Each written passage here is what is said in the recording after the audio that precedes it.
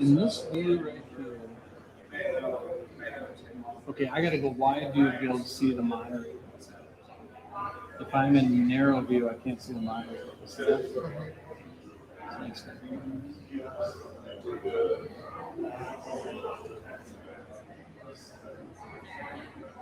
This is cool. Other than the audio, this is cool.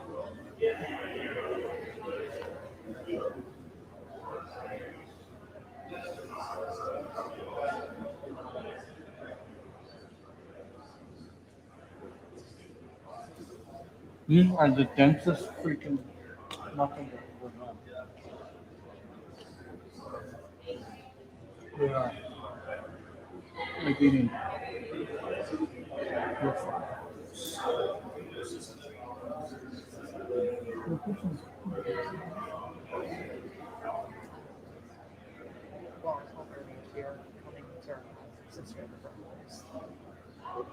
Look, in Minnesota, every conference, bacon, eggs. Yeah, but are you going to even be able to do that now? But I'm like, Jeff, can we have a fruit plate? No, it costs me. Anything other than just, so I did a survey just to throw it out. So I did a survey, like, what did you think of the temperature of the room, how were the speakers, quality, the information you wanted, what did you think of the breakfast? And it was like, you know, A, I'd rather have a healthy option, B, and D was like, does it always have to be eggs, bacon, and hash brown? And like 50% of the people eat. Mark says it's easy.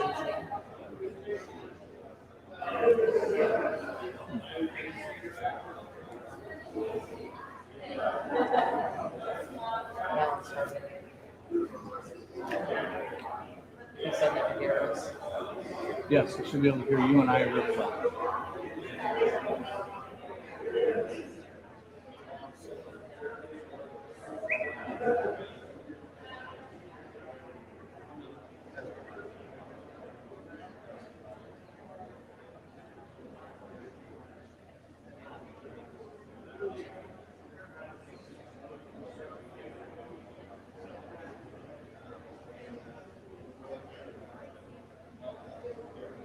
Dude, 9 people already. Hi, 9 people watching.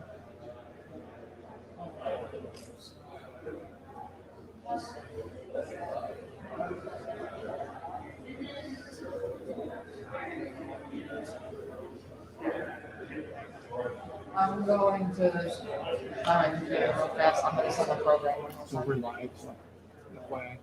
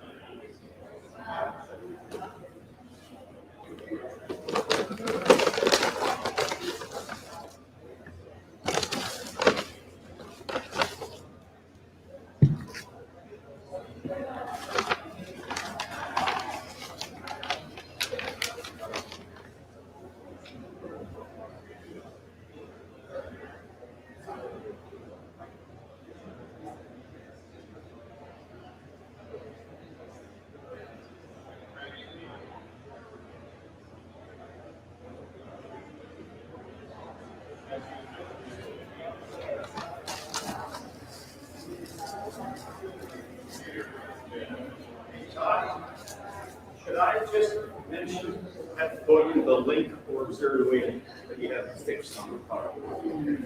For folks to go online and check out the program. Yeah, Melissa said.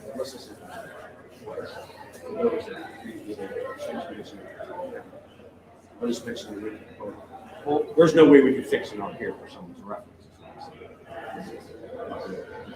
Yeah, you talking about somebody that's at home right now? No, someone that's here that wants to see the program. On the conference program. Conference program. Yes, for sure. Correct. I can put it up there if you. Well, if you can, or I could just mention it at the podium and have them go on, or do you want to have it always referenced there? I can't do that, but I Okay. can put it up.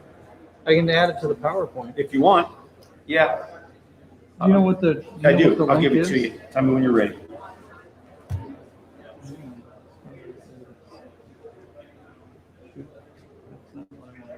And again, if it's a hassle, don't worry about it. I'll just mention it at the podium.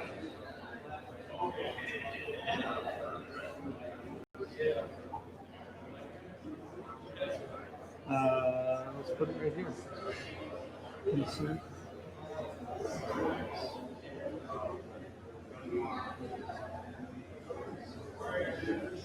The link is rejournals.com/indie program 20.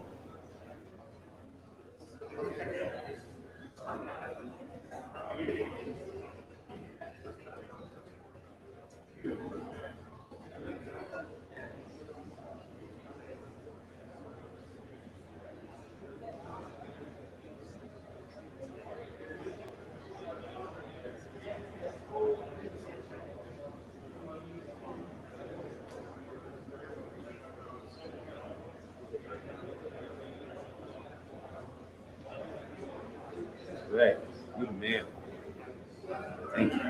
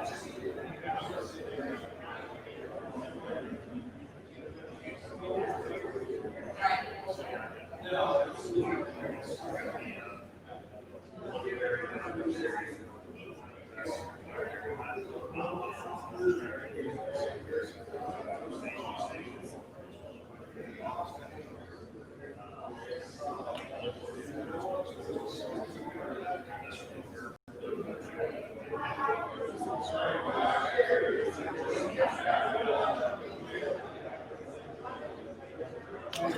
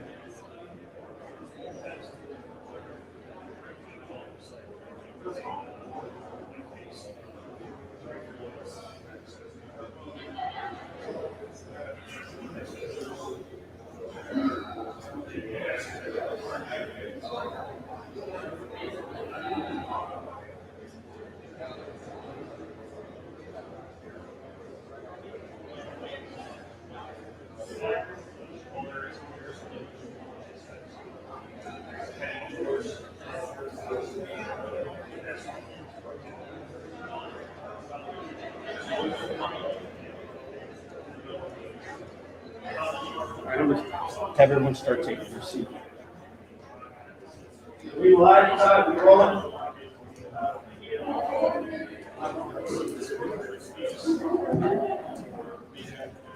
Okay, folks, let's start taking our seats. It's about 9:18. Let's start about 9:20.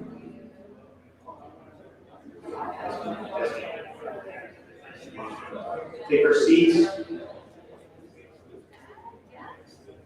Let's try to move forward if we can. It's an interesting layout, to say the least. A very stealthy environment. Let's all, if we can, move forward.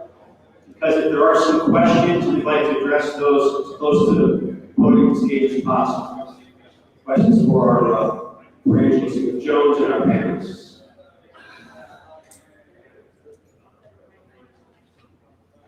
We'll begin in a couple minutes.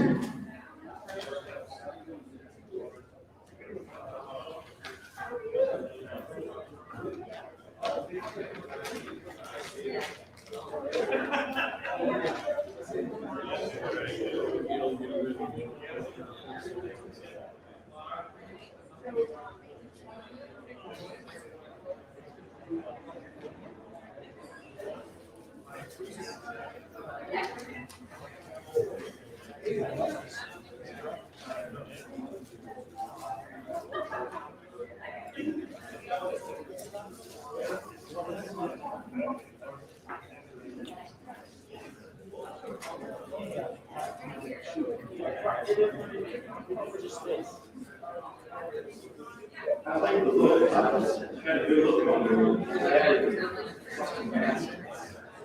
That's work.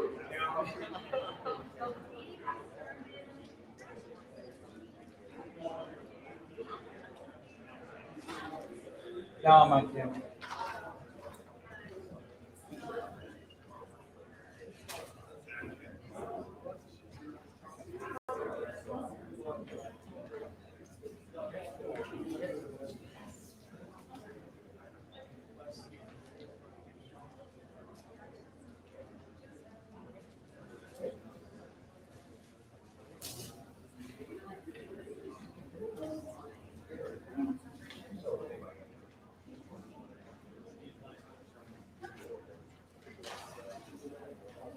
Okay, welcome, coffee in the back. Okay, let's get started. Good morning, Indianapolis. Start your engines, good morning. All right, here we are. This is what we do. Midwest Real Estate News, Real Estate Journals. I am Bernie Apu, and on behalf of my colleagues, Alyssa Galinsky, our event manager, Todd Phillips, our CFO here today, / cameraman technology expert. We are bringing you the 4th annual Indianapolis CRE Summit. We are very excited to be here from March to where we are today. Needless to say. Our world has flipped in many ways. We are doing everything we can to provide, obviously, evidently a safe, precautionary environment. So let's use our wits with respect to keeping that in mind when we're dealing with the current situation. It's a very stealthy environment. I want to thank our speakers today. I appreciate working with them over the months to coordinate a convenient time for them to make this happen, to spread the word. Appreciate putting up with our continued emails as we selected this date. It certainly did not help when the state governor was going to allow July 4th to be an open 100% full capacity to do a reversal with respect to the current situation. But we're moving forward. We're getting through the disruption like everyone else is. And no question, we're going to touch on some of the fundamentals relevant to what we're experiencing and looking beyond. I almost forgot how to tie a knot on a necktie today. It's such a long time since I last wore a suit, so it's good to be back. I've heard words such as pivot, words new normal. I've heard those words used more in the last 4 months than I have in my past 40 years. So with respect to how companies are pivoting and repositioning themselves strategically to move forward in this new normal, we're looking forward to the insightful comments that the industry experts have to say today. We're going to cover as much as we can in the various sectors. Q&A is encouraged, but we are going to be trying to stick to a strict time schedule since we have 3 speakers remoting in, 2 of which are on the first multifamily panel, and the 3rd speaker remoting is on the developer panel.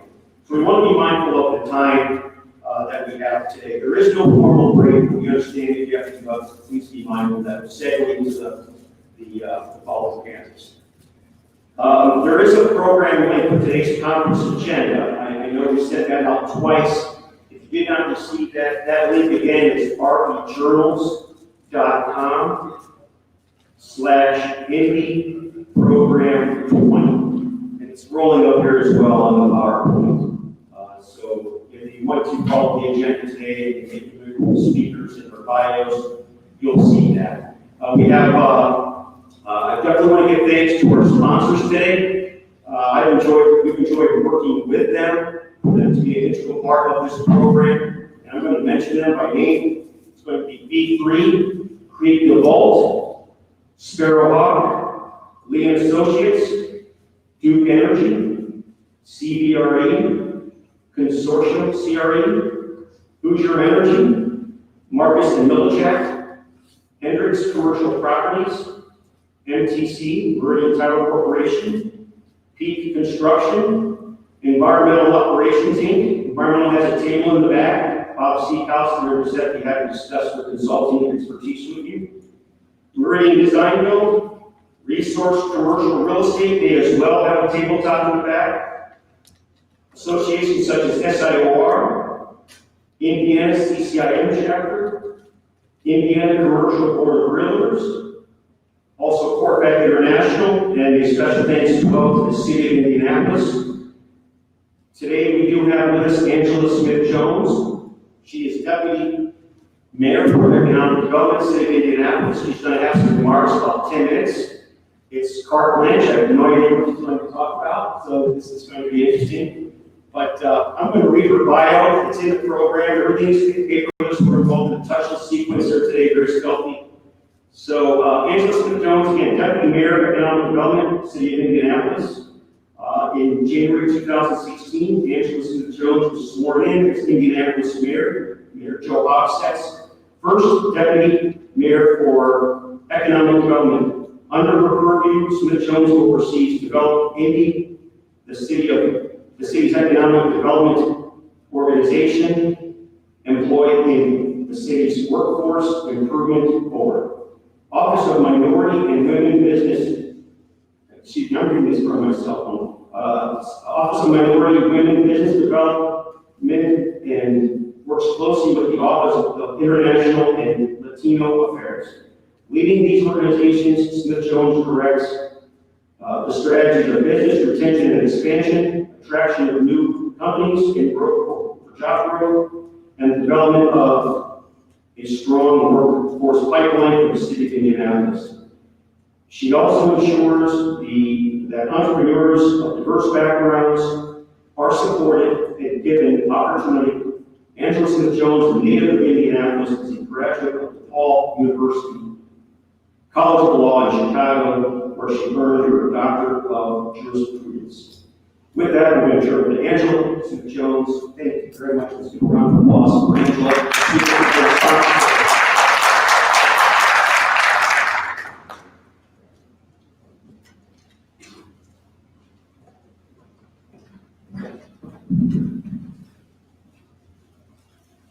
Good morning. To you out there in the virtual world, that's the camera right here. To you out there in the virtual world, good morning. Okay, so I'm going to start my timer so that I don't overgo. But I was like, typically, I don't think I talk like 3 to 5 minutes, but of course, I'm going to have 12 minutes worth of comments, right? So I'm going to start this timer. Okay, debating my lipstick because I'm going to put a mask on right after, so I bring this up because I feel weird without lipstick. But anyway, thank you so much for having me. Just so you all know how special you are, this is the first time I have been in heels, a dress, and full makeup, and full jewelry since like March 12th. It was so weird. I literally had to pick different heels because I was like, you've been in Birkenstocks. Like you can't go from a negative heel to a 4-inch heel. So you got to pick the cute kid heel. But anyway, I'm excited and honored to be here with you all to talk about what is going on in commercial real estate, what is going on specifically in Indianapolis. So first, welcome to Indianapolis. Even if you live in the region, this may be your first day back downtown Indianapolis. So welcome. And those of you who are brilliant and still at home, congratulations, welcome to your home, enjoy your coffee and your PJs. And the other thing I want to say is, what in the literal heck for 2020? What in the literal shooting? That's my favorite word, and what in the literal crap. There's so much that has occurred that none of us could have anticipated. And so I feel like it's greatly important. You guys deal in a space that's been so greatly impacted by everything. And so I really feel important as the Deputy Mayor of Economic Development and as a Black woman to say something about what is our reality. Things have changed so much for us. So literally, for those of you who get your pens out, my birthday is March 15th. This is important information. I'm literally preparing to celebrate my birthday with friends. I go to the office on March the 13th, which is Friday, and the mayor's like, yeah, by the way, don't come back. What? Yeah, we're closing down because of COVID-19. We've been hearing about it, right? So, but whatever, like that doesn't impact Indianapolis. We're such a unique community. No, it's here in Indianapolis, it's here in Indiana. And that was the last time that I was in my office, was on that Friday, March the 13th. We even went out for lunch on that Saturday, and one of my best girlfriends, she was like, I'm kind of panicked. Like, I feel like we're on a death wish. I'm like, oh, we're fine. But you guys, literally, each day thereafter, we've all become more and more afraid and more aware of the COVID-19 and the reality. And that's just on our health, right? Mental, emotional, and physical. And then as we all know, when you all in this space, if that and the absence of people in their offices starts to impact how commercial real estate leases are paid, how new buildings are built, spec buildings, or what have you, how tenants are and are not paying, etc. And it also impacts vendors, people who have restaurants, who have other retail spaces out here. How are they getting customers or not? How do we ship? That's the reality where we are. And then we have what we all know to be the George Floyd moment, which was extremely impactful. So I have a son who's 17 and he's huge. He plays football at Cathedral High School, so I'm the mother of a young Black man, and I'm like, I already know that to be my son. I grew up in Indianapolis, Indiana. We talk about this all the time. I tell my son to drive 10 to 2.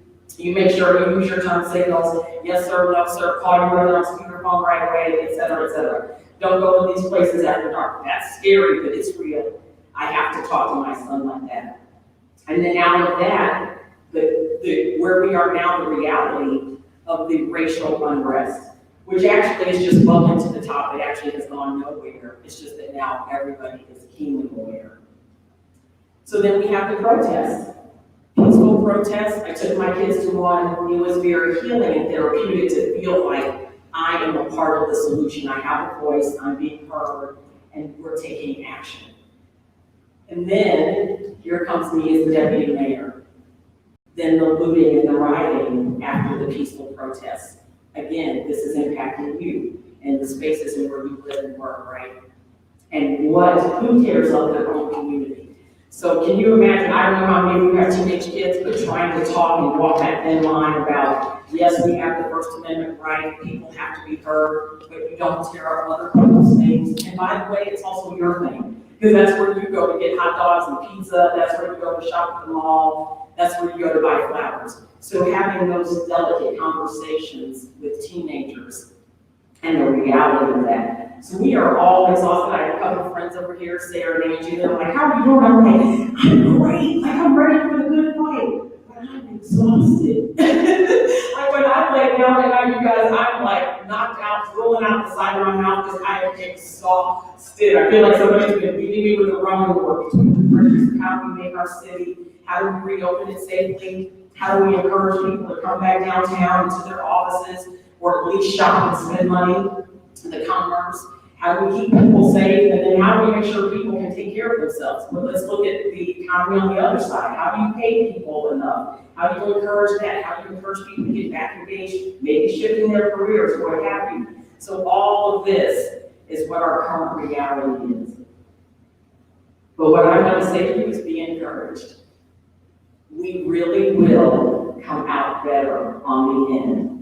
Many things are changing, some things in a great way, some things in a completely unexpected way. But I think we're all winners, in the end we're going to win. So we talked about how you go back into your office space, strategizing on that, right? Now we have mandatory masks if you are visiting or living in Marion County. Okay, they've been doing it around the world. That's safe, we're okay. I carry mine everywhere, make my kids disinfect in and out of the car, put your mask on, all of those things. We can do it. And then the city constantly is looking, like I literally engaged in several groups of problem solving. Everybody has a different thought. And that's one great thing about all of this that we've that's occurred is like when you're on a call, sometimes in a meeting, sometimes everybody has a key, the know-it-all, right? Who hasn't been to a meeting and somebody's like, oh, I know everything, they talk all the time, they don't let anybody else talk. Well, now, very often, whoever's running the Zoom meeting will take the time to say, hi, George, I see you. George, do you have anything to say? Angie, do you have anything to say? Or maybe that's the only way I run Zoom meetings, but people are actually being able to share their ideas, which means what? We're going to be better out of this. So I want to encourage everybody, identify with wherever you are emotionally, learn more about what you don't know, real estate, human beings, etc. Lean in hard, use your creative juices and powers to help us come up with solutions to make it even a better place to live and work. We do have some things that we're working on as a city, and please recognize that we are continuing to meet and brainstorm to think of what else can we do. This is not an exhaustive list, and it's a short list, because literally we're making decisions at the drop of a hat. So I don't know if you've heard, but today it's being announced that this is for apartments, right? But we're offering rental relief and rental support for those who have been unemployed and impacted by the COVID-19. That is going to impact how people are able to continue to live a little more peacefully, right? And then also ensuring that the owners of the buildings are able to feed their families, right? We've been working with a different group that development, oh my gosh, communities, downtown Indy is convening. We're in Top McGowan and Review Center, the co-chairs, and we're sitting together with different businesses from the sole proprietor to Anthem and sitting down and what can we do to help those who own the buildings and who are leasing the buildings to survive as we continue to heal through this COVID-19 emotionally and financially. And then we're also talking about what are other solutions with regard to public safety. We're having meetings along those lines. How do we help the homeless? Because you have to keep in mind their health as well as their safety. And so I just want you to know that if you have a thought or idea, share it, because it might be the one that works. And maybe yours isn't the exact idea that we use, but because you said what you said, you sparked something else that ends up being a better solution. So I need you to know that we're in this together. We are really doing everything we can to help alleviate tensions and pressure points so that at the end we all win. We all stay healthy and we all win, and that's the goal. So I don't want to keep talking because I do want to leave some time for questions, but please be encouraged. And please share any thoughts or concepts you have. We are in this together. We are in this to win. So you need to lean in. Okay, thank you so much. Question or two? Question over here? You can speak up, please. Sure. With the impact of the state and local budgets, tax revenues decreasing, how do you project that will impact economic incentives? You want me to repeat it? Somebody else? Say. No, I can repeat it. Did you say you didn't hear? So his question was, with the income and property tax revenues that the city and the state depend upon for their budgets, how do we see that impacting us going forward economically? And I'm so glad you asked that question because I had a conversation with somebody else the other day on the other side of that. They're like, we want this, we want that. And I was like, that's great, except that we don't have the revenue we had. It is definitely impacted. We literally don't know. Our CFO, Ken Clark, and Chris Johnson, who's over the Office of Budget Management for the state, are literally trying to calculate. So everyone's property taxes were pushed back, the filing of income taxes were pushed back, and that's exactly how we provide the services. Somebody said to me, why don't we do X? And I'm like, well, we could, but then we don't repave any roads. So you gotta think there's a way we have to try to thread that needle. We don't have the answer yet because we haven't been able to kind of calculate it, but the gap of them not paying is actually, it's real and we feel it. And then also, you know, you're talking about people who are in the bonds, right? If you own the building that you're building now, whatever, how are your bond payments gonna be? And this is not just Indianapolis, it's a national thing. So I don't know the answer, but you do know that the smartest two guys that I know that are in that space are working hard and figuring out what that gap is going to be. There will be a gap, absolutely, but we just don't know what it is yet. Yeah. But in terms of economic incentives, do you guys feel that you're going to roll some back, maybe not be as generous with them? Oh, yeah, well, so that's a great question. But the part was, what about with regard to economic incentives? So the policy and just having those conversations is, well, in Indianapolis, we had already shifted to developer-backed bonds. So I would imagine the rest of the state and the country are really going to start moving that way if they aren't already there. And then even with that, you still have to look at, to your point, are those revenues coming in to even support that? So I would say, first of all, be on notice developer-backed bond if you weren't already. And then secondly, the incentive. We actually haven't issued the deal yet. But I know that some of our conversations are like, can we afford that? We have to really look at what is coming out of that tip and looking at the shortfalls that we think we're going to have to make sure we can still make those debt services. So that's an excellent question. I appreciate you asking that. One last question? Okay, thank you very much. Thank you.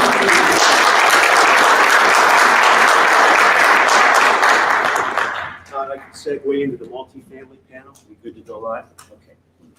Sarah?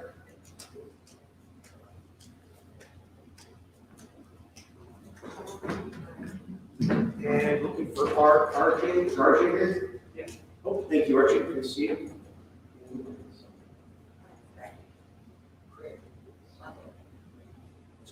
Craig, thank you. Again, folks, the program agenda is on the link.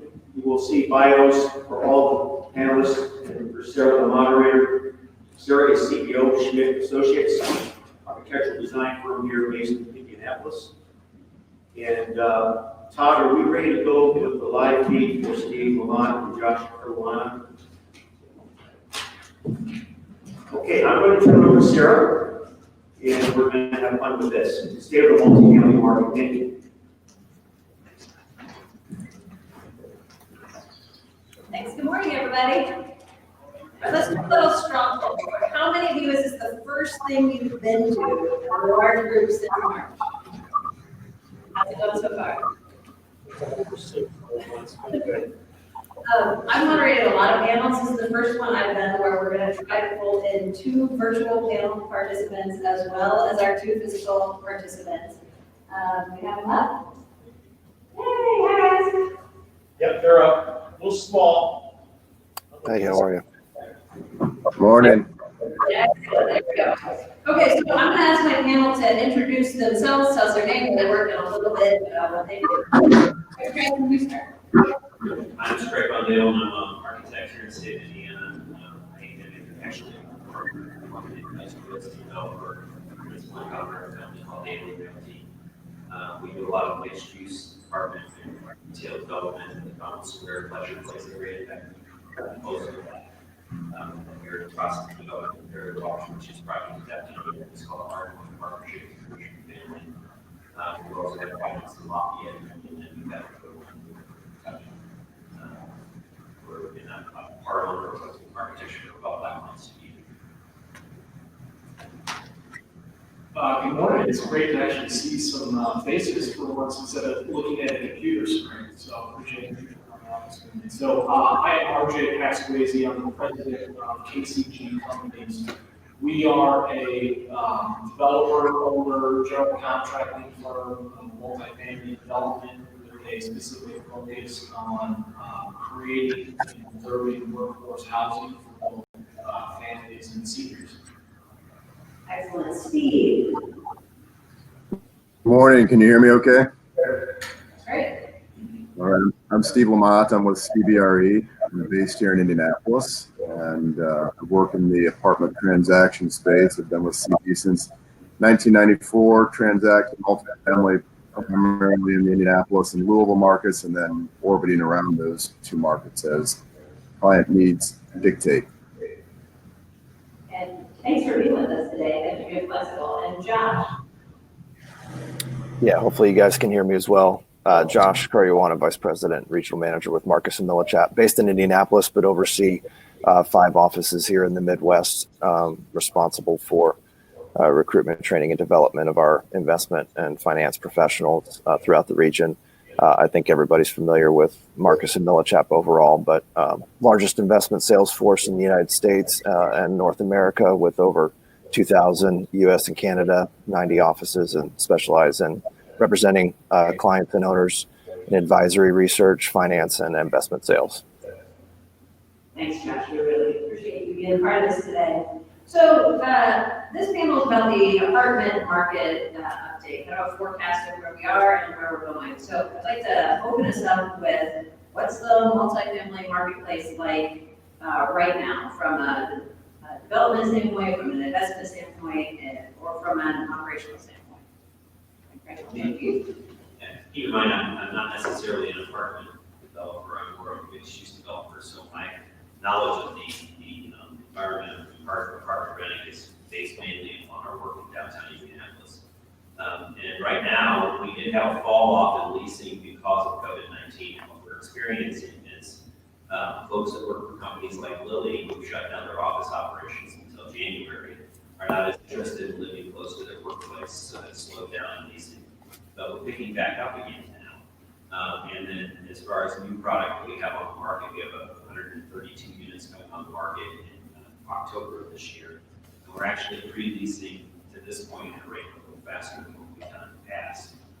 It's a premium development, so there's going to be a lot of desire. There's going to be a lot of people that would desire to live there. It's a pretty nice location. Things are seemingly going along very well. Our project in Lafayette has actually started leasing up more rapidly over the last 3 months. So it's sort of from an apartment standpoint, it's really not necessarily all that bad. Yeah, I guess I can't really speak from the investment side, so we'll let Steve kind of cover that aspect. From a operational standpoint, I think given what's going on with COVID, as well as the supply of new communities that have come online, I think we're seeing here in the Indianapolis market some vacancy increasing a little bit, some pressure on rents as well.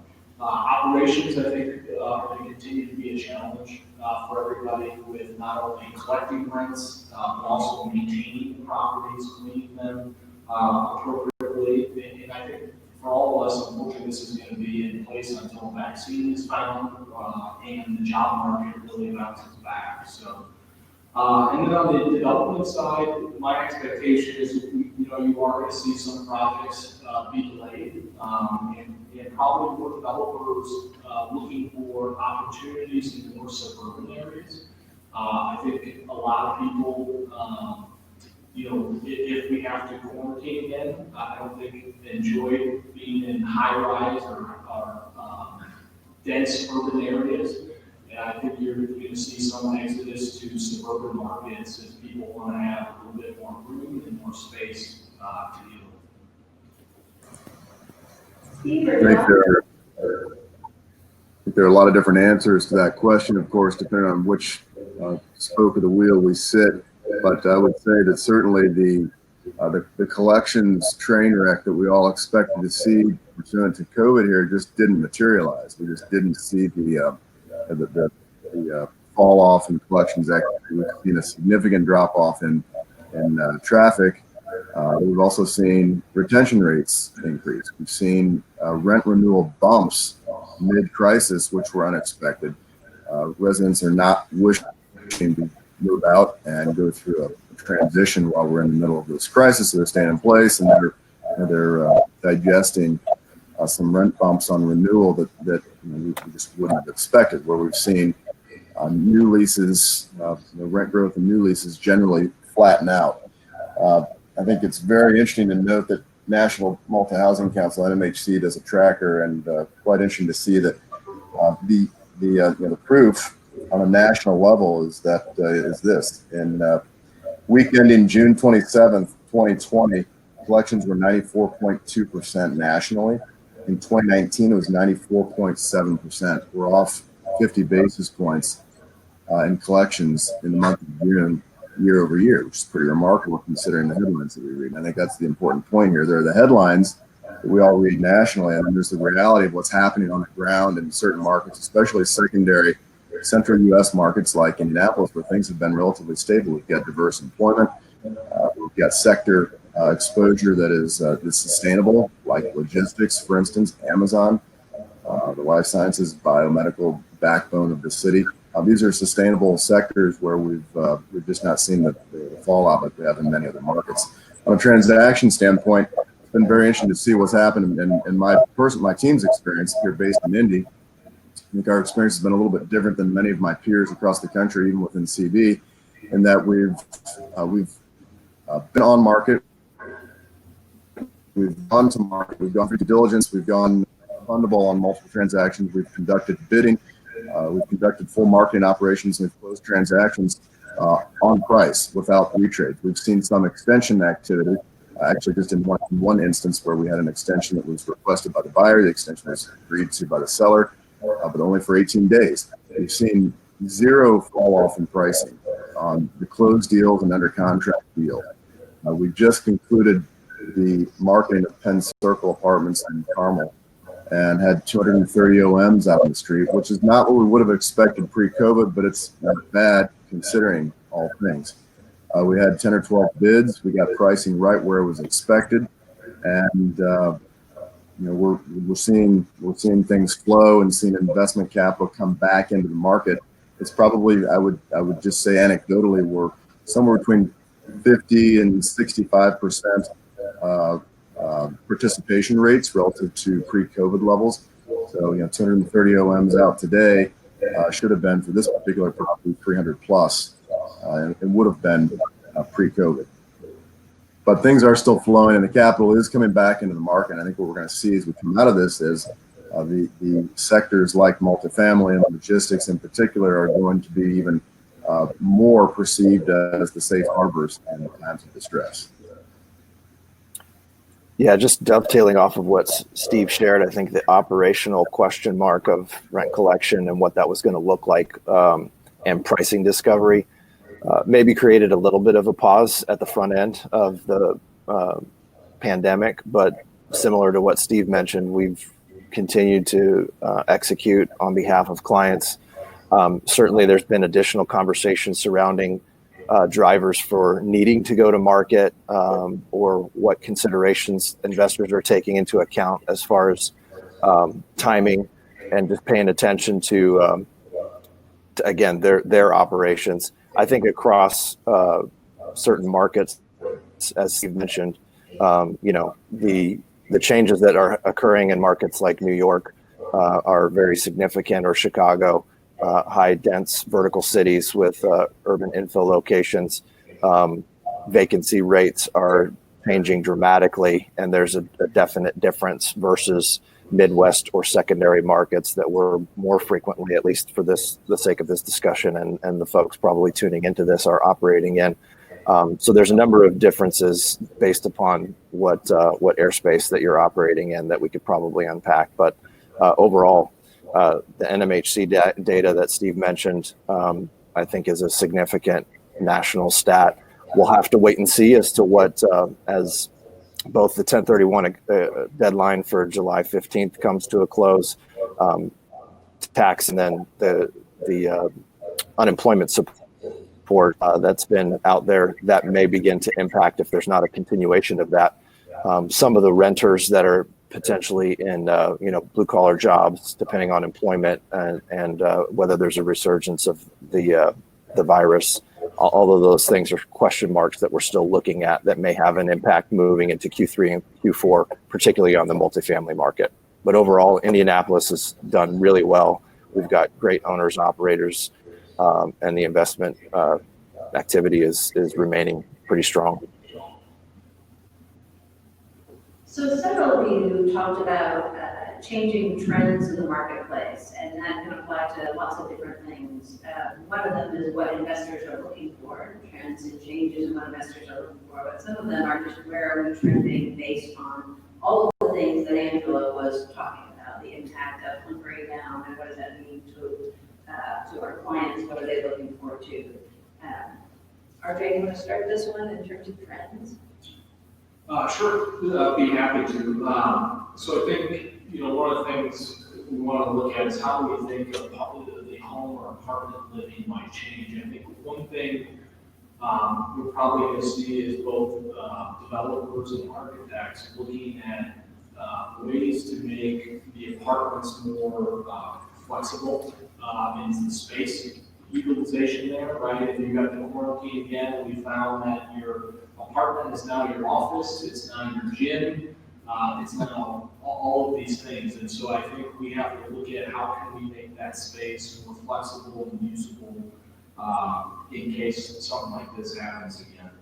I think from a trending side, I think, again, I focus mostly in the workforce housing area. I think we're going to see on a national level, I think our expectation is there's going to be some federal legislation that's going to be passed sometime this year or early next year that's going to give more incentive to developers to focus on workforce type housing developments, given the rent burden here, given the job loss that has occurred across this country. And so that's one thing that we're looking for.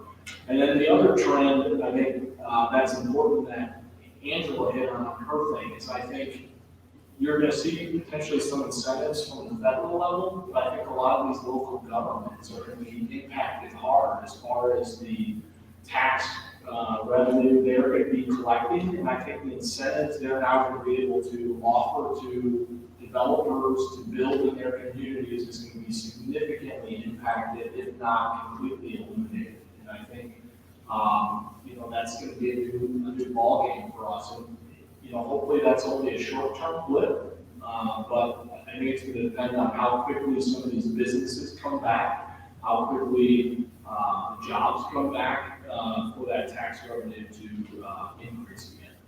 So I think those are some of the changes that we're looking at watching. And then I guess lastly, the other change or trend I think is what I stated in the opening part is I think we are going to see, similar to the early 90s, an exodus to more suburban life, where people want to have more space. I think you've seen that particularly in higher density areas like New York and Chicago in particular. And it wouldn't surprise me if that trickles to other metropolitan areas as well. Right, go take a shot. Can I go last? You can go last. Yes, absolutely. Steve or John? Steve, go ahead. Yeah, sure. I would say on the investment side, what we saw early in the crisis was a lot of hand wringing, a lot of wondering what needs to change in underwriting on both the revenue and expense side, the collection side, the yield side.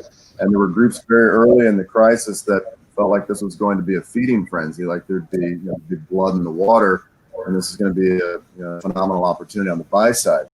And what we very quickly found is that the sensational headlines of the 10 to 15% repricing, those were very isolated instances where sellers that had significant pressure and had to transact versus a prevailing theme.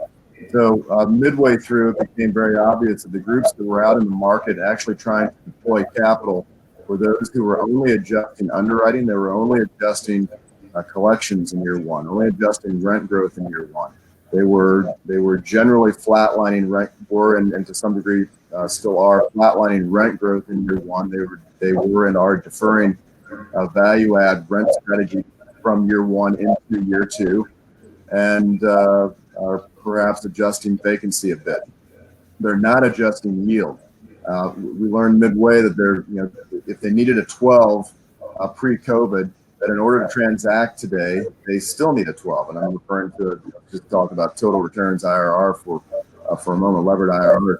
So if you needed a 12 pre-COVID, you need a 12 today, and that's just the way it is. There is no repricing on the yield side. And then what we've learned over the last 30 days is that not even is that statement true, but really it's no longer true. It's actually a yield compression. So if revenue is off in year one and pricing is intact, which for the most part, and especially in the secondary markets like Indianapolis, it is intact, and obviously yield has to give. So we're seeing yields come in, and I think the reality today is that if we needed a 12 pre-COVID, today we'll accept a 10.5 to 12 just in order to win the deal in what is emerging again as a competitive environment. That's a scenario that we just haven't seen in prior crises where there has been some adjustment in yield for at least some period of time. But I think it's just a statement of the perceived resilience in the multifamily space in spite of what's happening right now. My personal thought on suburban versus urban is that the pendulum is swinging to the suburban side today. But I think that as a vaccine for COVID becomes available and memories tend to fade, that we'll see people losing that mindset of being concerned when they step into an elevator or when they pull into a public parking garage, a structured parking, and walk through a corridor with strangers. I think those fears fade over time, and there's just so much energy in downtown Indianapolis and virtually every other downtown area across the country that we can't maintain this fear mindset indefinitely. Yeah, just briefly, I agree with the sentiment about urban to suburban transfer. We'll see how long lasting that is, because we saw obviously suburban to urban, which led to the revitalization of a number of downtown urban centers, which is great and continuing. We saw that in Indianapolis. So it'll be interesting to see what transpires there moving forward. I think operationally, I don't know if I'd call it a trend, but owners tightening their belt in terms of looking at every line item of expenses, decisions on capital improvements, when to move forward with some of those things are definitely front and center for owners and investors of multifamily. And then additionally, I think lender relationships become even more critical, both on a local and regional and even national level, depending on where the owner is based, what other markets they are trying to move into, and having access to the right capital sources that are active in a market, and aligning with kind of the thought process of underwriting and a viewpoint of maximizing value, but also being able to secure strong financing. So it'll be interesting to see. I agree with Steve's comments. There was a number of thoughts in the marketplace surrounding a huge wave of distressed assets. There's a significant amount of pooled capital that was put together sitting on the sideline awaiting that to occur. I think they're going to miss out on a number of great deals that are currently being executed and traded. But we may see, again, depending on maybe weaker operational strength of an owner or just certain submarkets, where you'll see some of that, as I don't know if I'd call it a trend, but more distressed assets come to market. But I don't think it will be to the level or extent that we saw in the Great Recession in the 08, 9, 10 airspace. Great. I'm the urban guy. So, we haven't really seen, everybody thinks that there's like this going to be this migration from urban communities to suburban communities. And we're not really seeing that. And frankly, we haven't had very many delinquencies amongst our residential renters either. We have had people from the suburbs contact us wanting to buy our properties at fire sale prices. We're not interested in selling. Frankly, I don't particularly see this huge migration in the suburbs that folks seem to see. Now, we are falling behind, in my opinion, because we are not as open as the suburban counties are as far as the reaction to COVID-19. That's going to happen, but I think that's just pragmatic reality. We have to be that way, or we're just going to make people sick. It doesn't really make much sense to do that. I kind of think that the COVID-19 issue is fairly temporal. If we can get a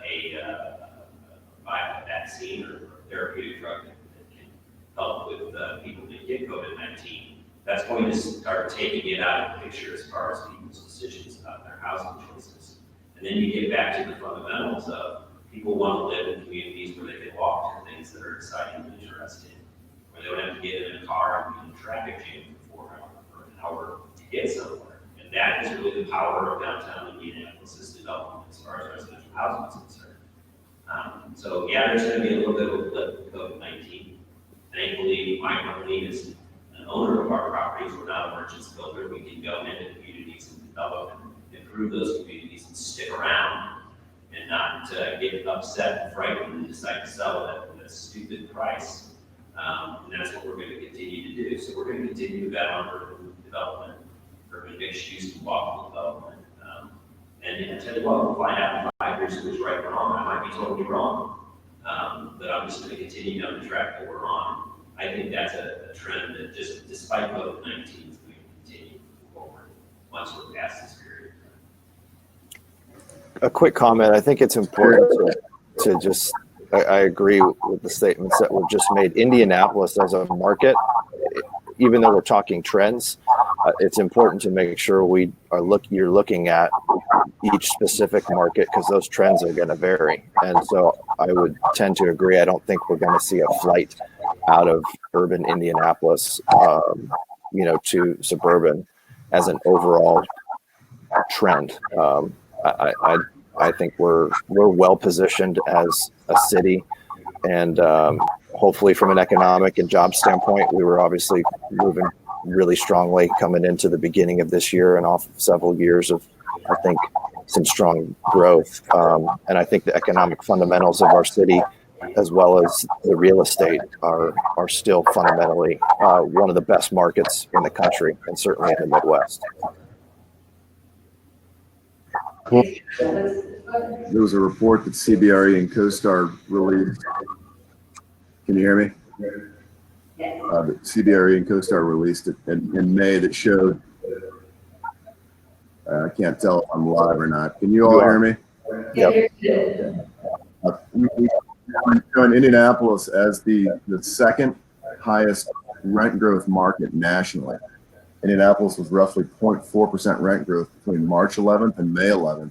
So, the front 2/3 so far of the crisis, second only to Richmond, Virginia, which was around 0.7% rent growth.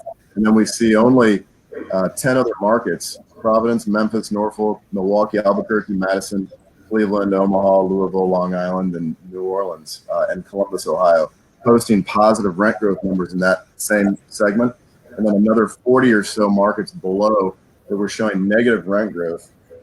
Most notably, West Palm Beach, Florida, at roughly 2.5% rent loss between March 11th and May 11th. So, again, just reiterating the points that I've already made on this panel, that Indianapolis is a stable market.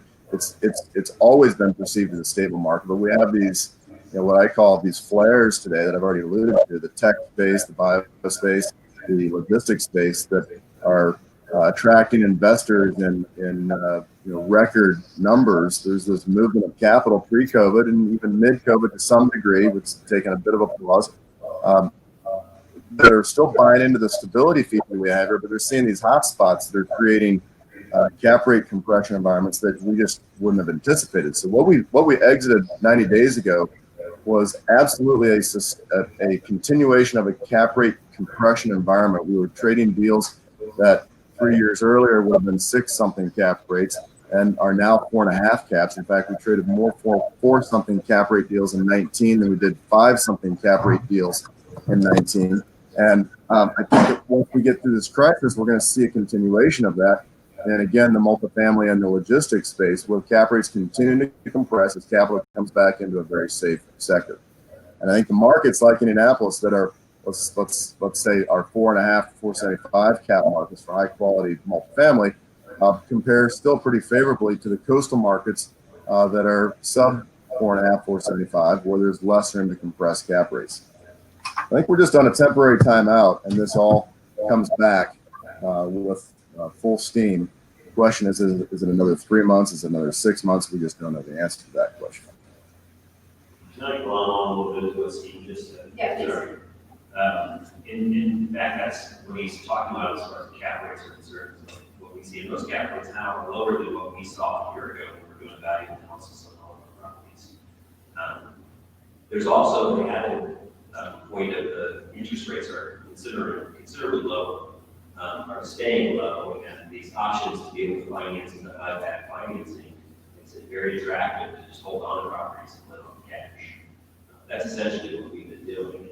We're actually sitting on cash because of those customers. One thing I'd be curious just to throw out there. So I have, during this time period, closed a couple of deals and had, and as part of financing, had appraisals done and have had more issues with financing appraisers about value during this period than I have in the course of the last 10 years.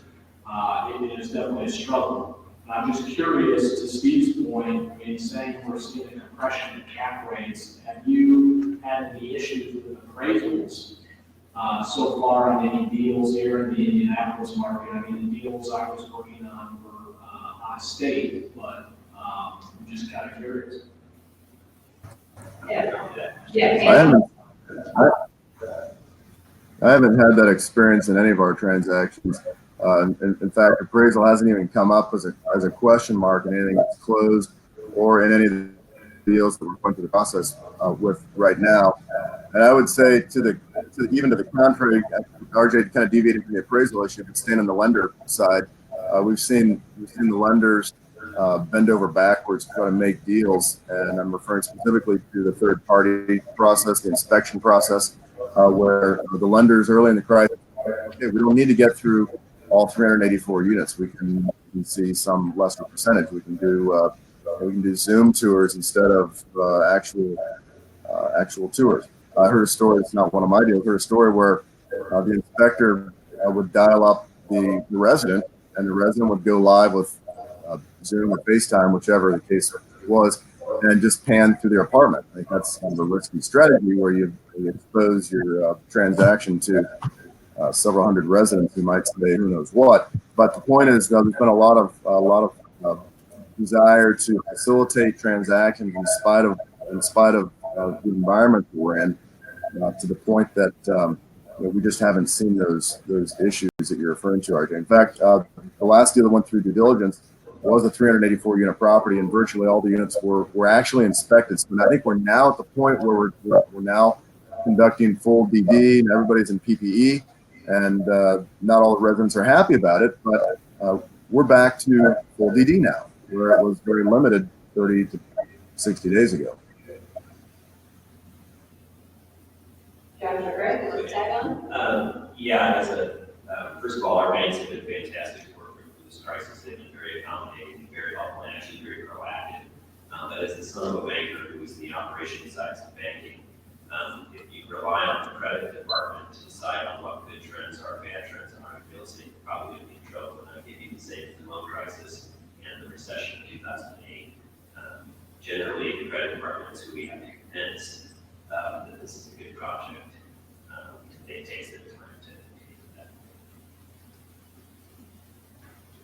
So a couple of you touched on comparisons between Indianapolis and the region versus the national market. So let's dive a little deeper into that. Where are we in Indianapolis in this region, stronger or perhaps weaker than the national market moving forward? I think Indianapolis is in a great position. It has been for a long time relative, specifically relative to our neighboring states. I mean, we have a government that works here, a state that has had a balanced budget.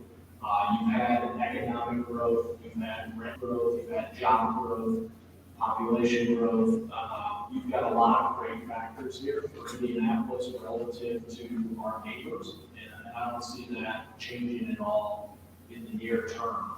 I think at a national level, I think we still compete, pretty well, relative to some of the other hot spots you might consider around the country. And I think Indianapolis is well positioned to continue its growth and continue to be a leader here in the Midwest. I totally agree. I think we've got a great city. It's continued. Now, obviously, we have some setbacks, but it's continuing to become more and more vibrant. It's still very affordable compared to most cities of its size and nature. I still think it's emerging from a third-tier status and second-tier status, so it's affordable because of that. Now, I think we're in a great community that's got a lot of potential continuing growth possibilities. We have a lot of the exact same problems that most other communities of our size have that we need to address. And Black Lives Matter thing has really shown a light on it. Some tax disparity issues, this sort of parasitic behavior of suburban counties. But beyond that, it's still a great community and one that I continue to be bullish about and want to continue to develop properties. I think the pendulum's continuing to swing towards secondary markets like Indianapolis and many others. KC, obviously Nashville, Denver. What we've kind of discovered here over the last, 12 or 18 months is there are the tech markets like the Denvers, the Charlottes, the Nashvilles, rather the super secondaries, we call them the Denvers, the Charlottes, the Nashvilles, and then the secondaries like Indianapolis, the Columbuses, the PCs, and St. Louis, and so forth. And again, I'm repeating myself, the stability feature is what some of the capital is really looking for, with some ability to find growth in related to certain sector exposure, which we have in Indianapolis. And again, sort of repeating myself, looking at there's lots of different data that's out there, but I'm looking at a sheet right now that shows national market rent change in the month of May, and it brackets it by single percentage point movement. In Indianapolis in the month of May is in the 0 to -1% rent growth movement. With about 10 other markets, there are about 10 markets in the 0 to +1% rent growth movement for the month of May, and then there are about 35 or so that are in the -1 to -5% rent growth category, with the biggest losses in San Francisco and San Jose in the month of May. LA, Vegas, Phoenix, West Palm were -4 to -3% for the month of May. And so, again, all these studies, they have a common thread, which is there's stability in the Midwest, specifically in markets like Indianapolis, that have fared better than the average, significantly better than the average, which and the capital is going to remember that. There's going to be capital that's always drawn to the latest shiny object, which talk to Phoenixes and the Vegases, and these markets are the the high and low markets. And there's capital that will always be attracted to those markets, but there is a significant segment of the capital that wants the stability feature, and that's what we sell in Indianapolis. Yeah, I agree. I think that what used to be a flyover or considered a flyover market is now a prime secondary market with, I think, as a projection, I don't know if we'd ever see Indy considered prime market, but over the next 5 to 10 years, I would not be surprised. Super secondary, the term that Steve used, I like that. Without question, we're moving that direction. I think the runway from an investment standpoint across the board for our city and even the state regionally is significant, and capital needs yield and stability. And I think we will continue to see the appropriate, hopefully, amount of development, including affordable and workforce housing as a need that obviously is present, and the challenges aren't just limited to Indianapolis in that regard, but that we'll continue to see a tremendous amount of growth. And again, I couldn't be more bullish about Indianapolis and the region for the next 5 to 10 years across every asset class. I think that we cover, but particularly with multifamily. So looking out for the rest of you in that 10-year window, what kind of housing do we need where? What changes in Indy and the region for multifamily development and investing? Your futurist hats. I know it's hard to tell what's going to happen next week right now. 10 years out. Well, from my standpoint, right, I think Indianapolis and every market needs more workforce housing. I mean, we have an issue in this country where almost 50% of renters in this nation are rent voted. And for those that don't know, that means they're paying 50% or more of their income for rent. And, the only way to improve that situation is through better and more workforce housing.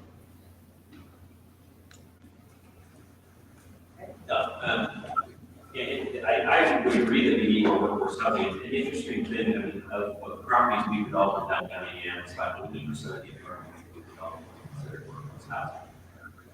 One of the things that's happened in Indiana is we've now included Carmel as part of Indianapolis for figuring median income. And that has sort of raised the number that would be considered workforce housing. To me, what we really need for the next 10 years is affordable housing. I think that it's time for us to take a good, long, hard look at affordable housing and subsidized housing where it's being placed. We have a lot of it in Indianapolis. We still need way more, but there's really none in the suburban counties where they rely upon Marion County for low-income jobs, and then Marion County picks up the tab for the rest of the cost of living for those folks that take those low-income service jobs.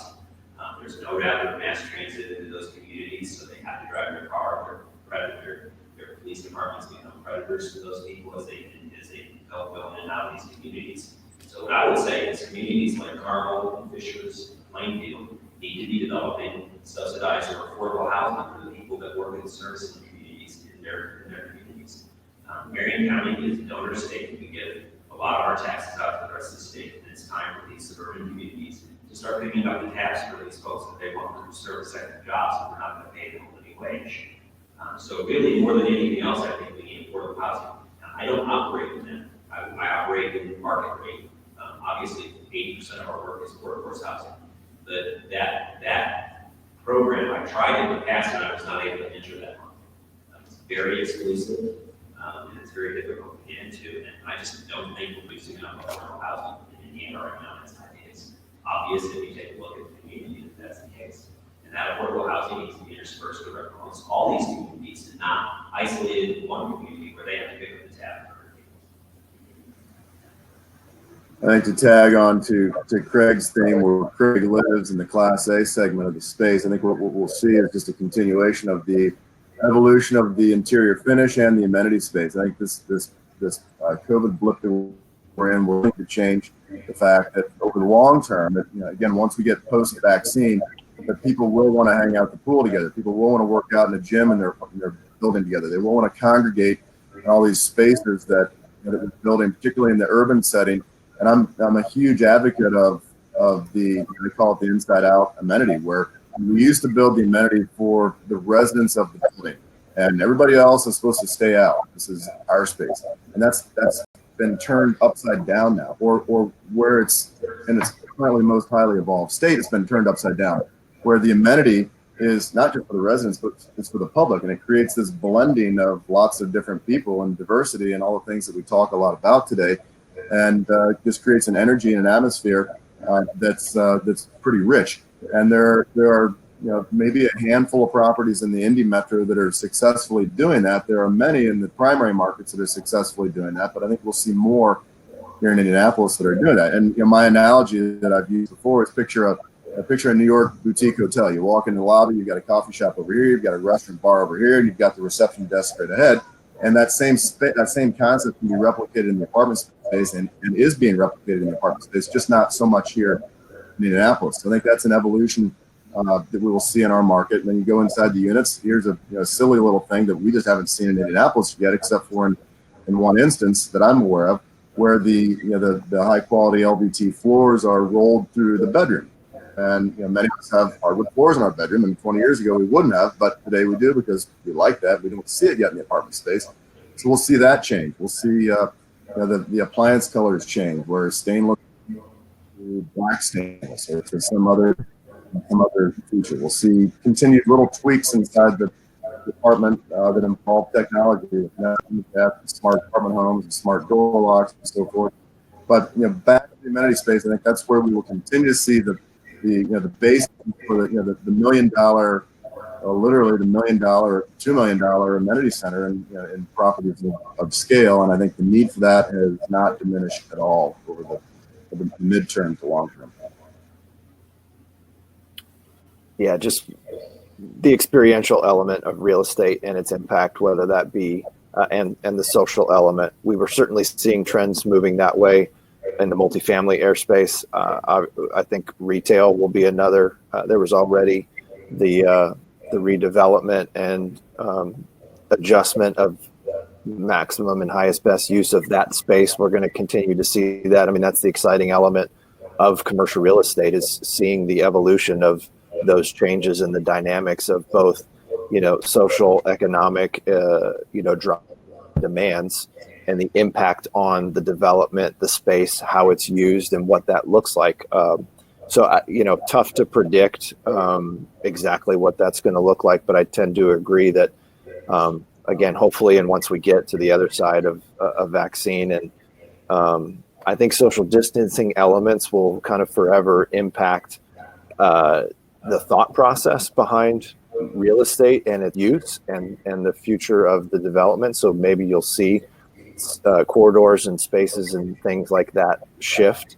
But I do think we're going to see some of the consistency of the interaction with people and the desire to be together. We're seeing it very clearly that those social elements will continue to be demand drivers for how space is created, utilized, and lived in.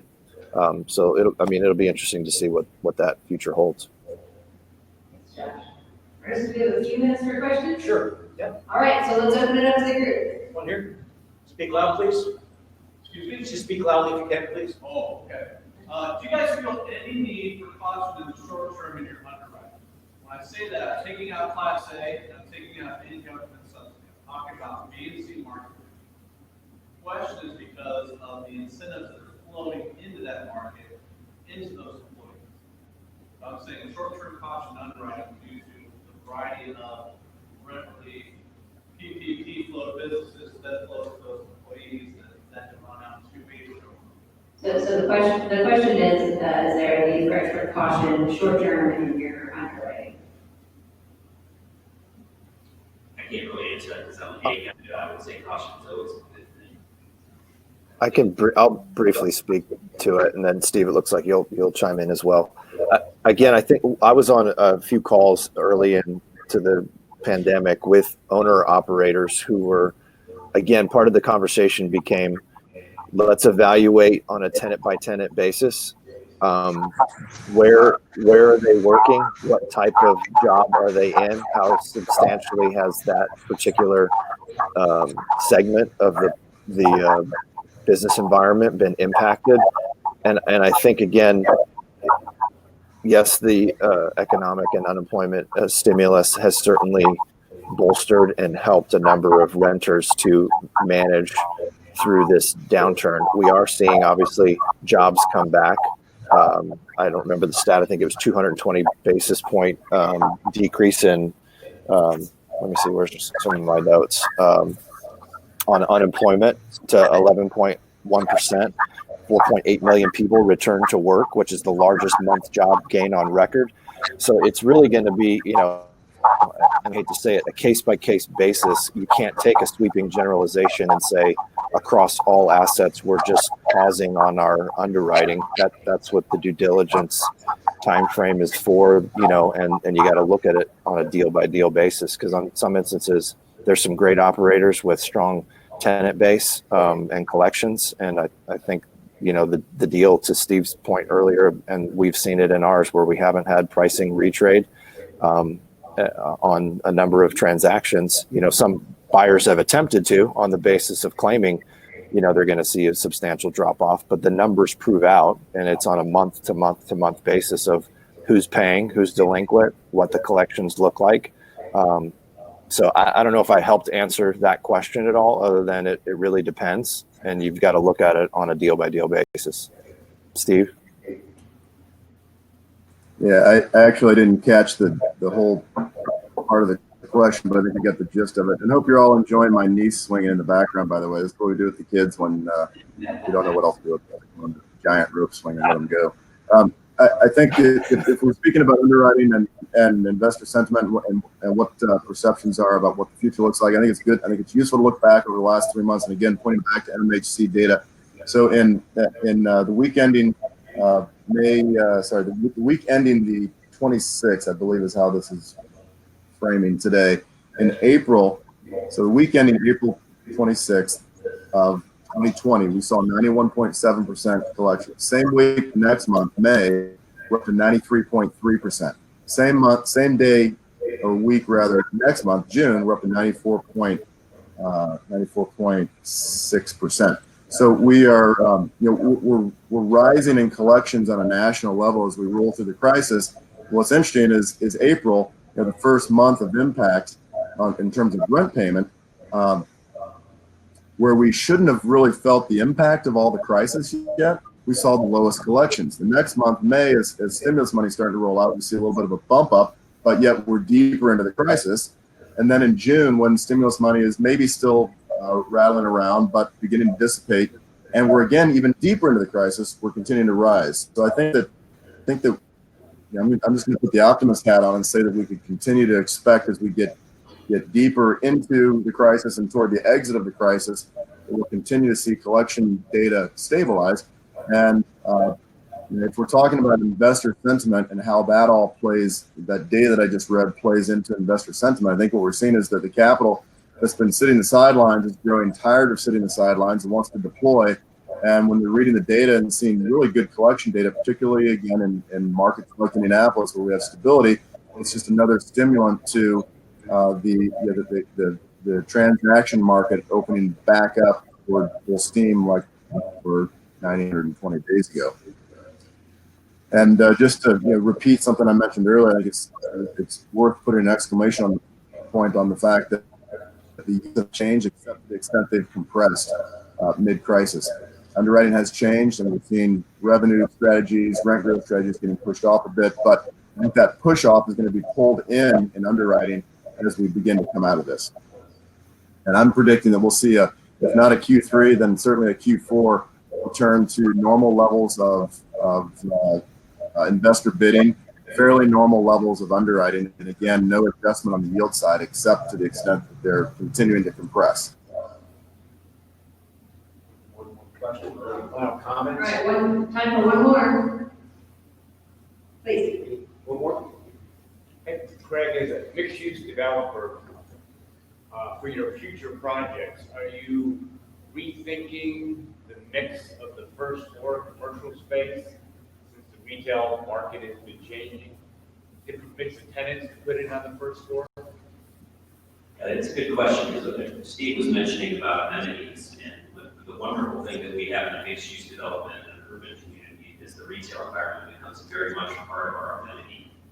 So we go through and we curate the retail tenants that we put into these projects.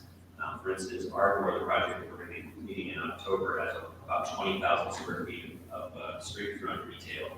And I thank heavens every day that I work with the Gershon family on a project like that, because they go through and we embedded through numerous retail tenants. We've got a lot of LOI requests from companies, and we are very, very, very careful about who we want or have in our buildings, because they become part of the community that we develop. So now, has that changed much? Oh, absolutely, that changes on an ongoing and continuing basis, because retail changes on an ongoing and continuing basis. We are always looking at that. We want to make sure that what we put on the first floor works well with who we think is going to be living in the building and contributes to their experience while they're living there. So now, how has it changed? We would love to have more dry goods and like clothing stores and so forth in downtown Indianapolis. They are just not as prevalent, and frankly, Indianapolis is still emerging as a third to second tier city from an urban standpoint. So it's difficult to get somebody like Lululemon and say we want to put a store in your building. We're getting closer, but we're not quite there. So oftentimes it's going to be experiential type retail or restaurants or retail that works well with our tenant base from that standpoint. We'd love to have more inline retail. It's just a matter of Indianapolis becoming more of an urban walkable city than it is already before we can start to get that type of tenant. I hope that answers your question. So I'd like to open it up to the panel for just a closing word of wisdom for our guests today. All right, to start with you. All right. I think to the question the gentleman asked back there, I think in the short term, I think you would need to look at some conservative assumptions in the deal, but long term, I feel very optimistic about where this country will get or the market will get back to. It's just a question of how long is that going to take. Are we going to see the V-shaped recovery that some people are talking about, or are we going to see a W, or are we going to see a U? What is that recovery going to look like? I think a lot of it's going to be not only contingent on the vaccine, but contingent on new businesses starting up. Because as we've seen a lot of businesses that have gone bankrupt through this cycle that they're not coming back. And we're going to have to fill that void through other types of businesses and opportunities that arise from this. Great. When this first started, the COVID-19 crisis started, one of my partners emailed or called me and said, hey, what are we doing? What should we be doing? And my reaction was, this is actually a really decent time for us to take a pause, take a deep breath, start thinking about how we're going to do it in the future. Because things were really spinning pretty wildly towards the upside. And sometimes it's not a bad idea to step back and look at what we've done and make sure that we're doing the right thing. And then get a kind of a reset and then head back into the economy and try to do it better than we've done in the past. I will say this, I am like very encouraged by the resiliency of the communities that we work in, the business owners in those communities. For instance, with Fountain Square and Fletcher Place here in Indianapolis, we've really not lost very many businesses. In fact, what I've seen is business owners that are usually single people with couples rolling their sleeves up in order to do whatever they can to reopen and survive as a business. And one of the things we've done to encourage them to say, hey, don't worry about your rent, worry about keeping people. And I think that's important. But when we have that type of an environment, I want to continue to develop properties in that environment. I feel like the people, all of the people, business owners, and community leaders, and people that live in the community, have all embraced the concept that we're going to get through this. We're going to work our asses off to make sure we get through it as well. Steve? I'm going to stay on Craig's theme of the urban environment and just go on record saying that I think that we're going to see. I think we can flatline job growth, and we're going to see in-migration to the CBD. And I say that for a few reasons. One, we've got among the lowest residency rates relative to jobs in the CBD among our peer group. And our peer group is the Nashvilles, the Kansas Cities, the St. Louis's of the Midwest. And forget about Chicago and Minneapolis, which have much higher residency rates. Take those two out as outliers, and just compare us to our similar sized peer groups. We've got among the lowest residency rate, and that shouldn't be the case for a lot of reasons, because we've got dynamic job growth in critical sectors in the city: Salesforce, Infosys, Lilly. We've got a major higher education institution with 30-some thousand students, and a really phenomenal medical community, all in the CBD. The mile square is compact, it's walkable. We've got all the sports venues in the city, in the CBD, except for the track, of course. And we just have all these features that just don't exist in a lot of our peer groups.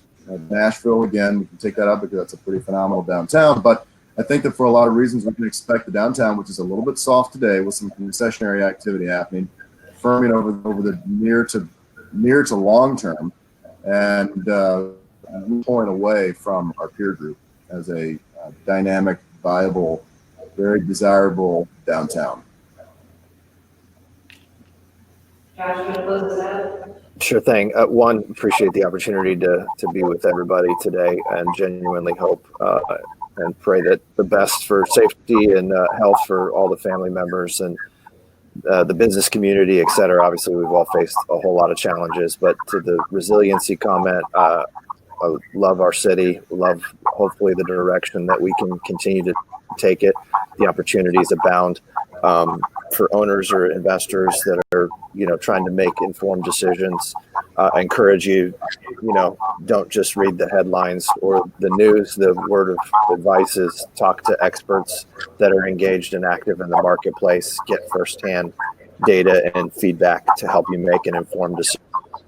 And again, hopefully we can all come through this, and better off as a community, as people, and certainly as investors and participants in the commercial real estate market. Yep. Let's join me in thanking our panel today.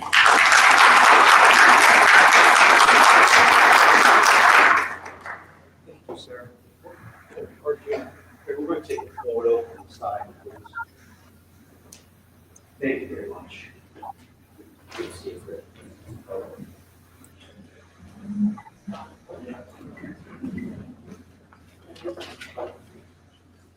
Thanks again, Reggie.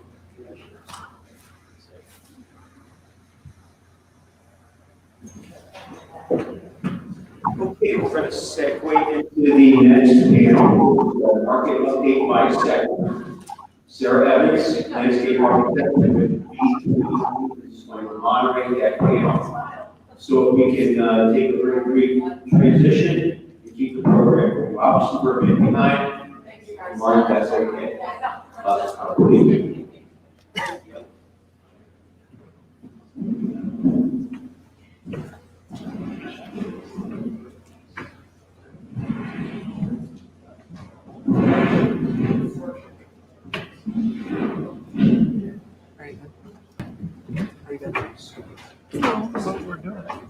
Why? No, I'm not leaving yet. If you are free for this one, but so I'm just gonna use my, I'm just gonna put my phone up. I'll put that up. But like Steve was, is there anybody remote? No. Steve was feeding back, and so I wanted to text him and say, I don't. Well, I told him that he was texting me, and I just said you got to turn your mic off. Yeah. You're not talking in because you're. They kept forgetting. So I turned it off once, but I can't. I took it sort of get in. It's all good. We're good.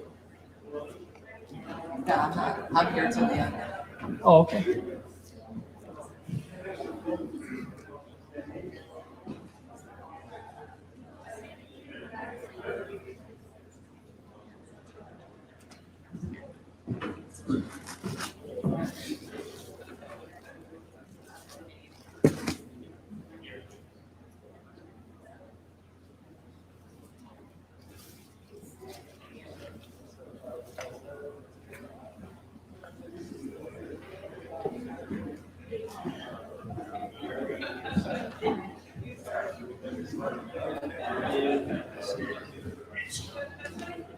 Is everyone who missed?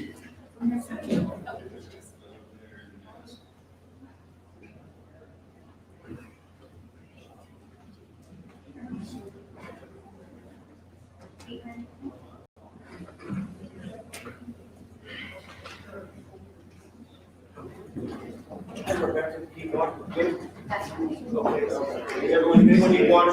Good? Okay.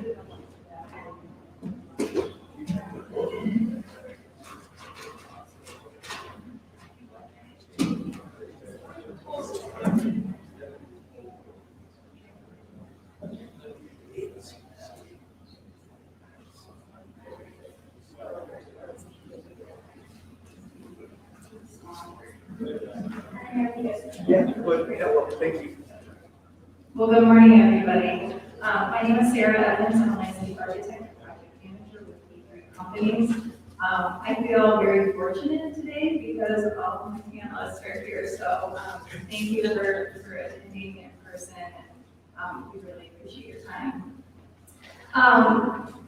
In the time of Zoom calls and meetings from our home, we've really gotten some literal glimpses of each other's personal lives, as Steve exemplified in his last presentation.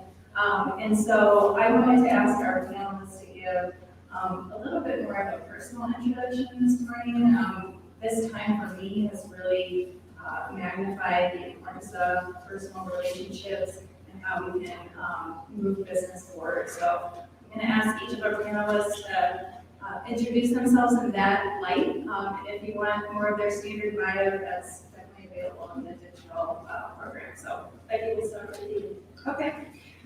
Becky Wells, I work for Lee and Associates. I'm an investment sale broker, been doing it for 19 years. Before that, I was with a developer. And before that, I worked for GE Capital. So I went to IU. I graduated Keller School of Business, and to kind of give you an idea how long ago that was, Bobby Knight was still there. So I have 2 grown children. I'm an empty nester. I have a 26-year-old daughter who just got engaged last night. So it's so exciting. We're planning a wedding now. And then my son is just turned 22, and he's finishing up school, and he thinks he wants to do real estate, of course, and we'll see what happens there. I told you I'm an empty nester. I live on the north side, but guys, I have 2 dogs and a boat, and I spend a lot of my time either working or outside. I like to run. I'm a runner. I've always been a runner. That's the only way to keep healthy. That's one of my main things. So running and boating and walking the dogs and being with them. So that's either that or working. That's me. Same. My name is James Smith. I'm the chairman of Resource Commercial Real Estate. I've been doing this about 40 years. That means I'm very old, and I remember many recessions. A lot of people in the room, or some of the people in the room, haven't actually seen a recession. It doesn't always go up. So we're going to try to catch the falling knife. I do believe that I started September of '81. We had 21% interest rates. Nothing works at 21% interest rates. We had unemployment, stagflation, and a challenging economy, oil embargo, things like that. So this is old hat to me. I'll try to share some ideas today that might help the people in the audience.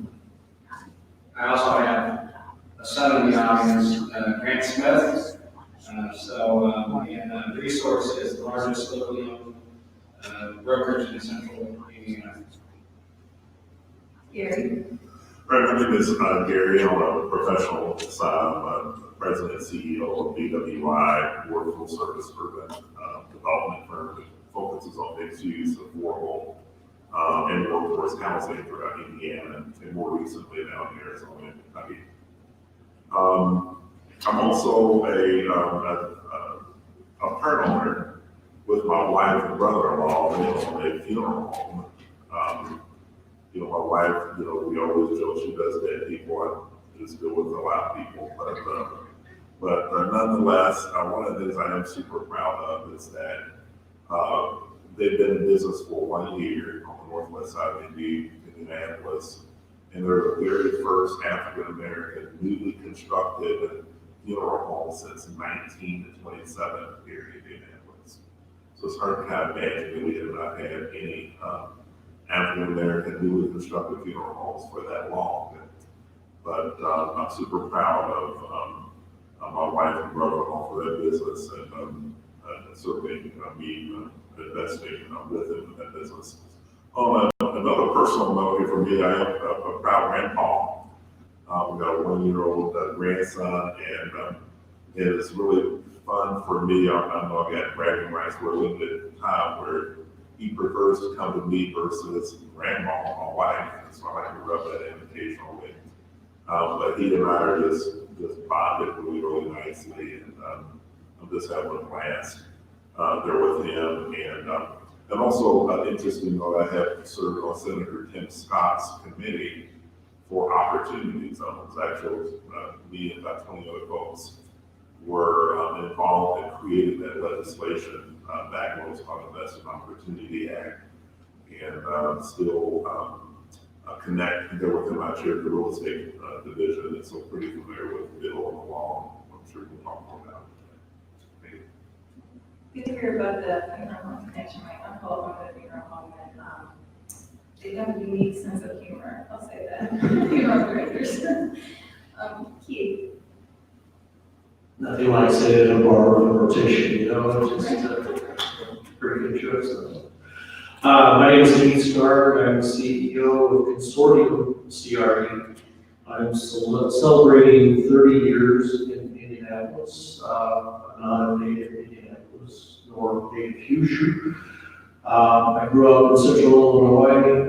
My family farms still in Central Illinois, so I have that background. I grew up in town, kind of had the best of both worlds. Went to school at the University of Illinois, graduated in real estate and urban economics, graduated with a real estate license in Illinois. They hand you one if you're graduating real estate, you don't have to do anything else because of the course outlined there. I worked for retailers. I was an operations manager for a company called K's Merchandise Mart, which is similar to what we call no surface merchandise. For those of you who know surface merchandise, we had associates, more of a department store theme. And I also worked for Super Value Foods, which used to be the nation's largest retailer in the United States back in the day. Prior to my segue into moving to Indianapolis, because of a company called Simon Property Group, that you're familiar with, they moved us to Indianapolis, moved over here, and I've been here for 30 years now, and worked primarily in the retail segment for my entire career. And now segue after the year 30 in mixed use, more office, retail, and residential, just because that's the way the world spins today. The retail world is changing. It isn't going away, but definitely is going through a very dramatic change. So I'm a father of a son who just graduated from IU, so now we do have Deep Roots in Indiana. He graduated this year in finance, and will be going on for his further studies, but enjoying the empty nester days as well, and navigating through what is a very interesting time specifically for retail. I think that it's maybe been damaged more than any other segment, but that's maybe a little bias on my part. And Joseph, you're not an empty nester, are you? What's that? You are not an empty nester, like the No, I'm probably going to look forward to it a little bit more than that. No, so I'm Joseph DeSalvo. I'm with Marcus and Millichap. I specialize in investment, business sales, office, industrial, medical properties throughout the Midwest. I've been with Marcus and Millichap now since January 2013, or sorry, January 2007, as an agent since March of 2008. And our team is in here since Louisville. I have 3 little girls, a 10-year-old, 7-year-old, and 5-year-old. Layla's asleep, so they go to St. Pius on the northeast side of Indianapolis, which is where my wife went to school. I went through St. Lawrence and then Bishop Chatard and then DePaul University, and I've been in Indianapolis my whole life.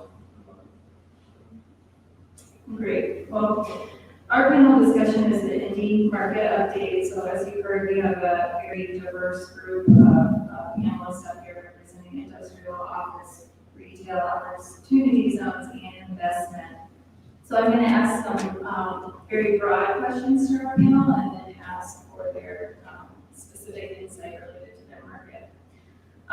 Starting off, we've heard COVID described as a trend accelerator in some ways, but interestingly, through our conversations, we talked about how it's also been a delayer in other ways. So what are the trends in each of your sectors that are either, that may have been on their way out previously and that have been accelerated due to COVID-19, or on the flip side, which ones have been drawn out? And Joseph, I'll start with you by specifically asking, are office buildings a thing of the past? I don't think so at all. I think that the first time in my career, someone made a comment to me, how great for you to be an office investment broker instead of a retail investment broker. And that comment never came before, because there's always, our firm specializes primarily in private capital. And there's typically been a much larger audience for retail investment product than there is office investment product. With some of the dramatic changes that are coming in retail and some of the unknowns in the retail sector, there's still activity in deals transacting in that space, but it just looks different. And everything looks a little different, but office seems to have weathered the storm to this point better than a lot of people anticipated.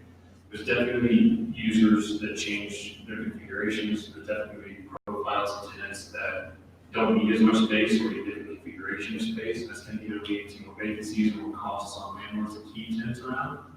But it's, I can speak from my personal experience in that, yeah, we can work remote.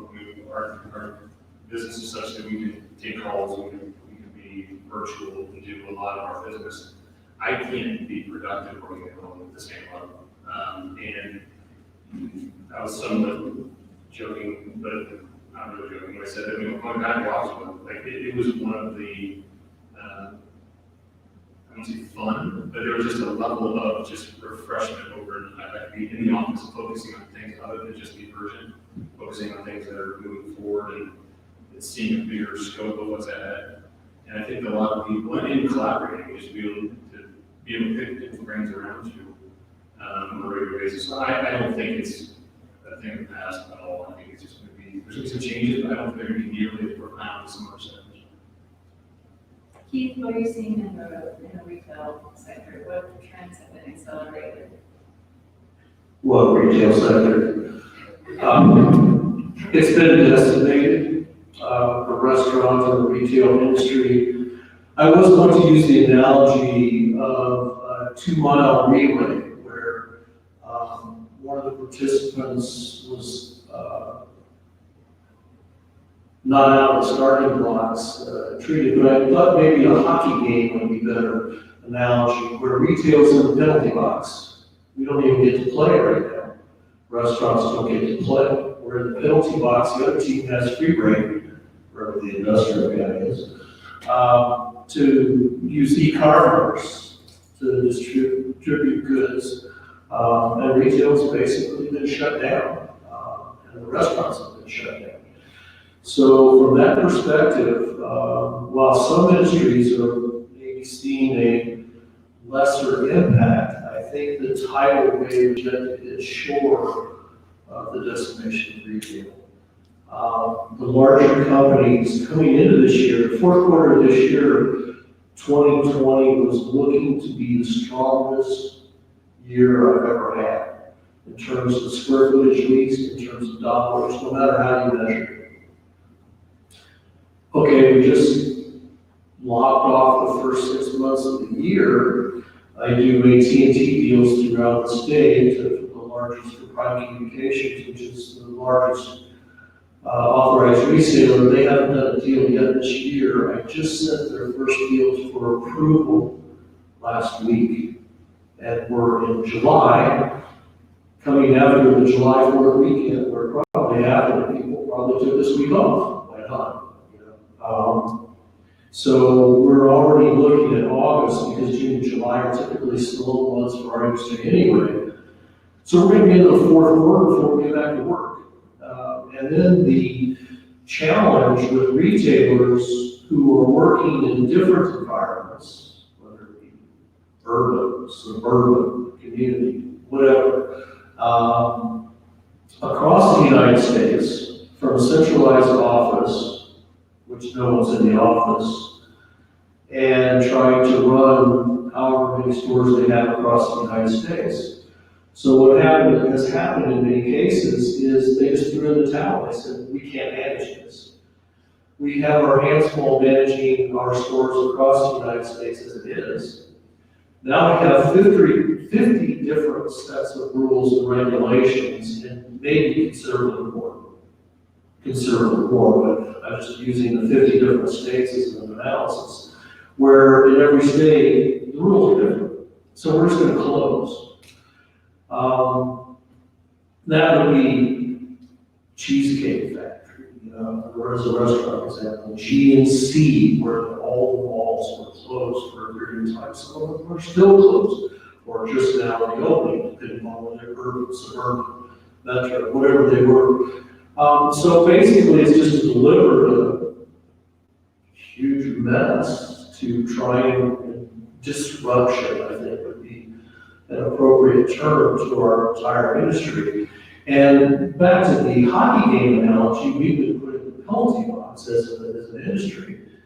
And this is just slingshot e-commerce in the stratosphere. And that was a trend that was already occurring, we're aware of that. But we weren't ready for the slingshot. So now JCPenney is closing hundreds of stores. They specifically named 5 in the state of Indiana. We have now malls that are entirely vacant in the state of Indiana, not one, but numerous ones. And this equates to hundreds of thousands of square feet that, in some cases, like Logansport Mall was just announced as a piece of great, it's going to be a super Walmart and a Home Depot. So the GLA square footage is going to be replaced, but it's going to be very different. It's going to be 2 stores instead of 20 stores. Muncie Mall was announced that JCPenney is closing here in about 60 days. It was the last of the anchors, and that center will be 100% vacant.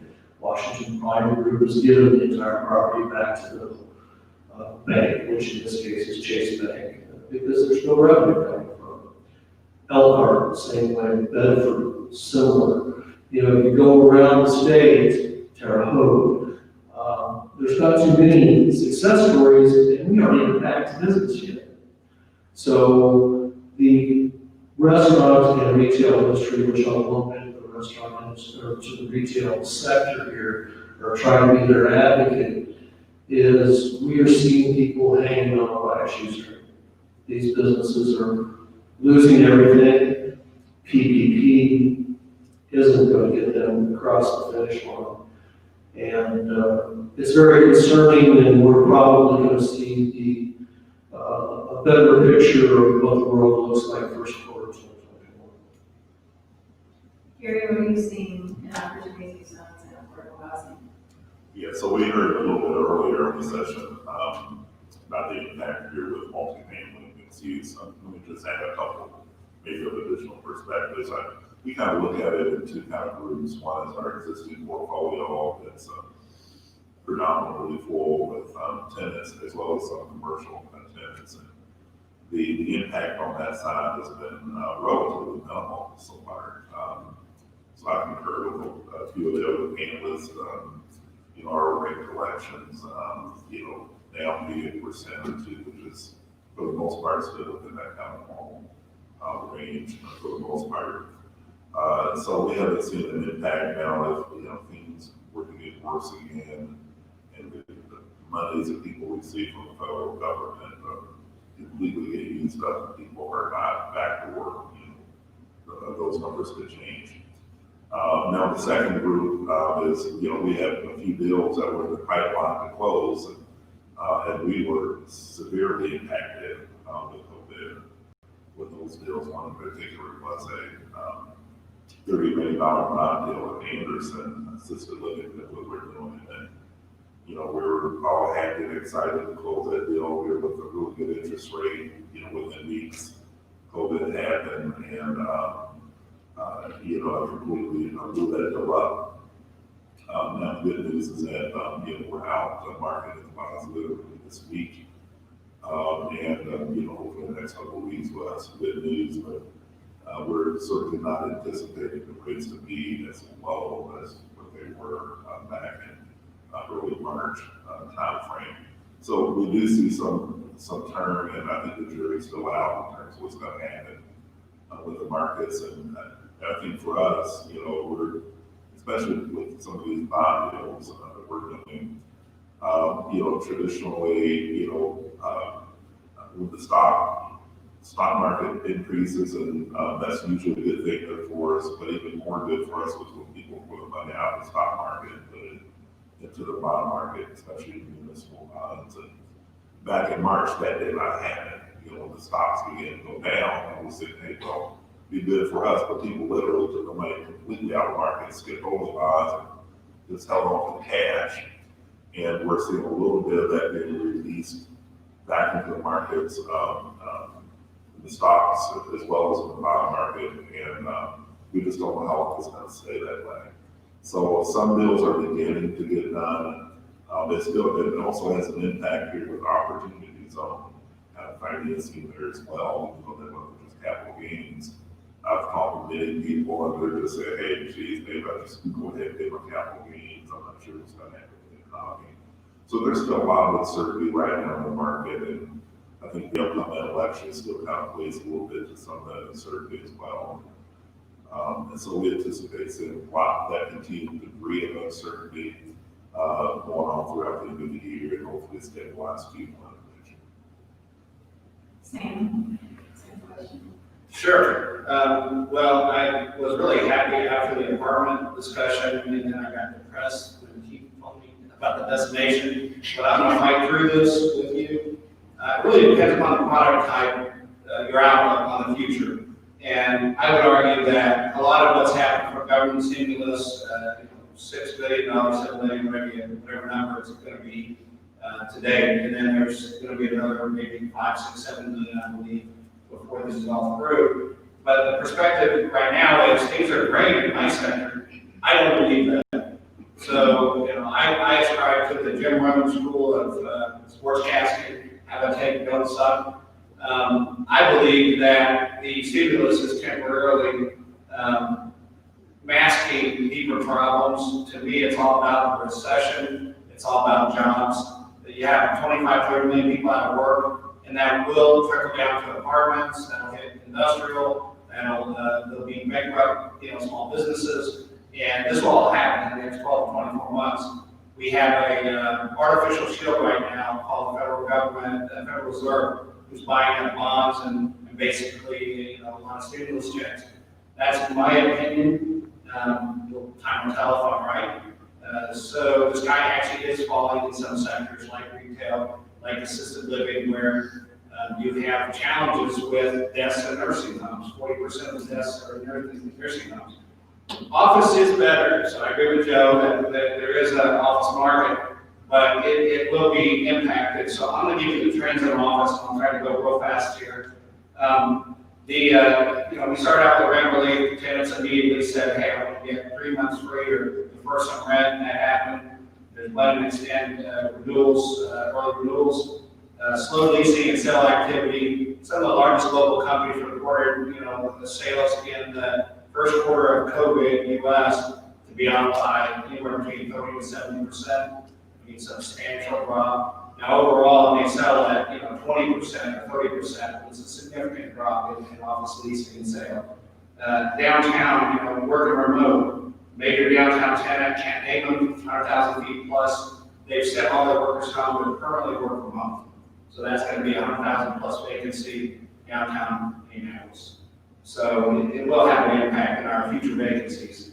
Again, 25 to 30 million people unemployed. What that means is there's less people in office buildings. It's just the reality. So that means higher vacancies and it will be lower rates. So flatter falling rates, access issues. If you're in New York City, we don't have a problem here as much, but do you want to wait forever to get in an elevator to go up? There were 2-hour lines going into elevators in downtown Manhattan. Are you going to take a 2-hour commute and wait 2 hours to go up an elevator? Or are you going to move your people to work at home or work in New Jersey in a suburban setting? So it will have an impact in major cities like San Francisco, like New York, and cities like Indianapolis could benefit. Lower cost of living, a little more suburban sprawl. We were treated that downtown hasn't really been impacted by people moving to the suburbs. I believe that won't be the case. I believe there will be people moving their apartments to the suburbs and offices to the suburbs to spread out.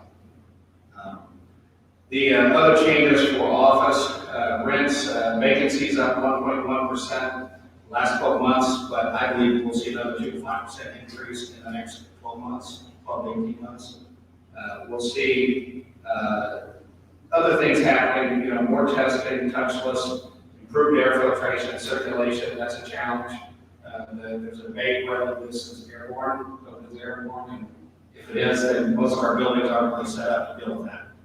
So I've got a lot more, but I'll defer to the other panelists and come back to the rest. Becky, you talked about some delays in some of your sales. Can you highlight some of that and just for where there have been accelerations? Sure. So I focus on office and industrial investment sales, and all of my office deals are on hold. And the only one that is actually going through right now is because Broward on the money, and they have a lot of money. It involved a development component with some multifamily, which they still feel very bullish about. So they decided to go through with that particular deal. It's downtown Indianapolis, office and multifamily. I have another office building that's in northern Indiana and one in Baltimore. Both of those are on hold indefinitely. The one in Baltimore actually was involved in the riots that were called the blast. It started a fire in the main branch on the main level. So you can tell office, I totally agree with what Sam is saying. Office is being impacted. And I really do agree that suburban office in Indianapolis is going to benefit, where CBD office will, I think, be hurt a little bit just because of what Sam was saying about spreading out. We are seeing, and I'm hearing about Class A tenants not shrinking their size, but actually because they want to keep their employees together, because they want collaboration and culture, and they want people to stay together. They're willing to expand their space and spread out in place, but they're going to do that in Class A buildings, suburban, most likely. Whereas Class B tenants, who are more cost sensitive, they are the ones who are shrinking. They're going to let their employees work at home because they don't want to expand. They actually want to shrink during this recessionary period that we're going to be in, as Sam mentioned. And I don't think there's going to be any rent growth for office properties for a long time, even maybe 2 years probably. But as far as investment sales in general, it's very hard to underwrite properties right now because of all the uncertainty. Appraisals are almost impossible to do because it's such a very thin transactions that there's no comps for the appraisers to look at. And so like this one that's going through downtown, I'm really worried how that appraisal is going to work out. But that's just because there's really not enough deals going on right now. A lot of investors have put their pencils down, just waiting to see how the market turns out, which tenants are going to make it, which ones aren't, who's going to thrive, and who's going to fail. And I don't think we really know that yet. What the long-term impacts of the rioting or the protesting, plus COVID, plus the election. So I really think on investments, on the investment sales side, many investors are, pencils down right now. They're hanging around the hoop. There's tons and tons of capital ready to deploy, especially for opportunistic type investments that everybody is thinking are going to come along, especially in retail. But yeah, we're seeing definite pause on, especially office. On the flip side, for industrial, coming into this, Indianapolis has always been a very, very strong industrial market, and none of that has really changed. We're fortunate to have some of the strongest industrial developers located, in the country that are located right here in Indy. I mean, there's a couple on the panel coming up. But Indianapolis is a top 10, top 12 industrial market, very strong for e-commerce and logistics and distribution, and I think that will remain so. And I'm working on a couple of deals that prove that out right now. It's a food-related tenant. It's going to add a DC here in Indianapolis, a very large new deal, new to Indy. In addition, I'm working on a e-commerce related transaction, which will be out near the airport, very large new development.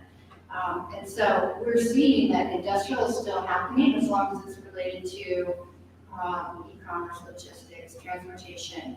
And all of that is because if you notice, I don't know if on the retail side, e-commerce sales, retail sales are now at about 26% of all retail sales are done online. And I've read studies that say once a sale happens online, it's never going back to the store.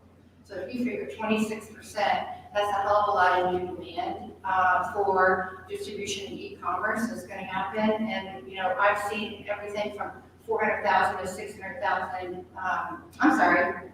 400,000 to 600,000 million new industrial demand just based on the e-commerce trend, and then another 150 million or so square feet that's going to be needed throughout the country to accommodate food and medical, because people are getting their food online now, and they're getting their medicines and things are coming through the mail as well.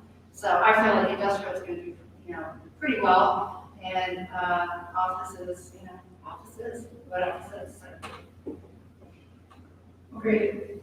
My next question hits on some of the things that we heard about in our keynote address.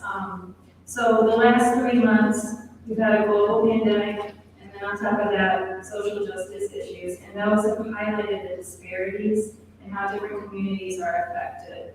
But as we've seen too, it's also provided the opportunity for us to take a pause and ask, how can I approach things differently so that I can have a larger and more meaningful impact?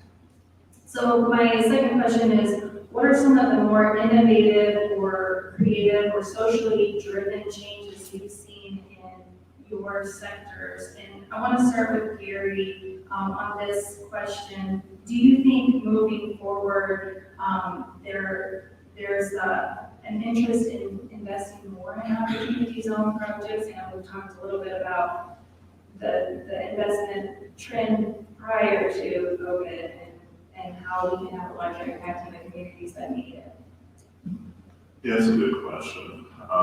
So the direct answer, I'm still optimistic here with opportunity zones being successful with this original intended purpose, which was to provide an economic financial return to individuals and corporations that have capital gains, and provide a social return to the communities, which is a little bit more difficult to measure. Even though opportunity zones, in my personal opinion, many of my colleagues in the business has not grown as quickly as we had all anticipated. There are deals that are getting done. Unfortunately, the deals here that have that huge social return,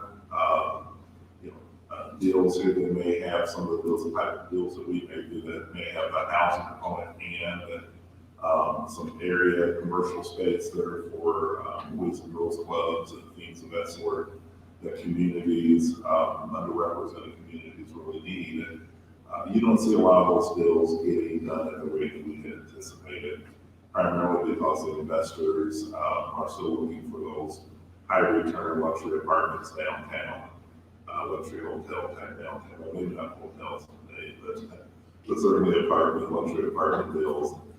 Those are where the appetite primarily has existed. Some workforce housing, safe deals there as well. But I do want to just take a short tangent. you don't mind hearing about Sarah, because, one of the issues, I just want to share a little personal story, since majority of the audience, at least in the room, are not African American, but I feel compelled to at least share something here with you guys. As an African American male, and probably one of a handful of minority developers that do affordable housing, workforce housing here in the state, sometimes you may not fully understand the challenges. I just want to share something with you, because we want to encourage more minorities, especially African American minority women and men, to come into these ranks. But some things that you may not know, first of all, affordable housing is just difficult. Multi-layered kind of financing, you're getting subsidies from the state and city, and some of the products that we do, some people don't like it, like permanent supportive housing with wraparound services. You try to put that into a neighborhood, and you may get beat up. I used to be about 7 foot tall and about 6 foot and a half. I'm maybe 6 foot here about another 2 years from now, but nonetheless, so that's just part of it. I enjoy it. I'm okay. I get hit, knocked around occasionally. But where the game changes for me, other than perhaps some of my other non-African American developer friends, is that when I go into a community and they don't like the product, and then they come after me, call me the N-word, and trying to defame me personally in my business. And yes, I've had to deal with that. When I go to a city, which just happened recently, not Indianapolis, not Indianapolis, but another city that I won't mention, and I'm sitting with the city attorney and 20 other folks, and the person, gets mad and upset and says, "I'm tired of you people speaking to me, coming into my community and doing a blah blah blah." And those are additional challenges that have eaten and be probably more so the last 3 months than ever before. And so, I'm more of a conservative type of guy for those that really know me. But it has been really difficult for me personally to experience and see some of the things that's happened. The police brutality is one piece, but when you sit in a meeting recently, this just happened to me recently, you guys, and I'm demonized here and call out names. It's very hurtful and offensive, and I understand what makes it a little more difficult for the average person to do as well as someone who is not African American like myself. So it's challenging, but I'm not here to kind of make excuses, but I know many folks just don't understand those challenges. And the reality of the matter is, African American or minority owned businesses, I would throw women-owned businesses there as well. We just typically will hire more African American people that look like us. That's the reason why my staff is probably 40-50% African American, 40-50% women. Because I'm looking and I'm, and hiring folks here that are talented, but also we're intentional about a diverse workforce. So how does that play here in opportunity zones? The reality today is that majority of these opportunities on census tracts, if you exclude the downtown areas in those cities, those are the remaining census tracts, those qualified census tracts that meet the criteria. They are in predominantly minority areas. And those are the areas that Senator Tim Scott, the only African American Republican senator, was really trying to target, saying, hey, look, there are really good people that live in these communities, like the area that we're developing in opportunities over at Martin Luther King area, the Flat House area. There are really good people in there. And there's probably a handful of some not so good people, thrivers, right? But the majority of them are really good people, smart people, want an opportunity. And so the challenge is how we create that model, if you will, that will allow investors, social impact type investors, philanthropic kind of minded investors, to come into that area and be happy, right? With a 3 to 6% kind of preferential return. Be happy with an internal rate of return of, 8, 9, 10%. as opposed to the 15-20% kind of returns they can get from investing in a downtown, higher margin kind of area. So those are some of the challenges that we've dealt with, but I hope I didn't offend anyone with that kind of tangent, but I thought it was important for you to understand. I want to leave with Senator Todd Young. He called me, I was shocked.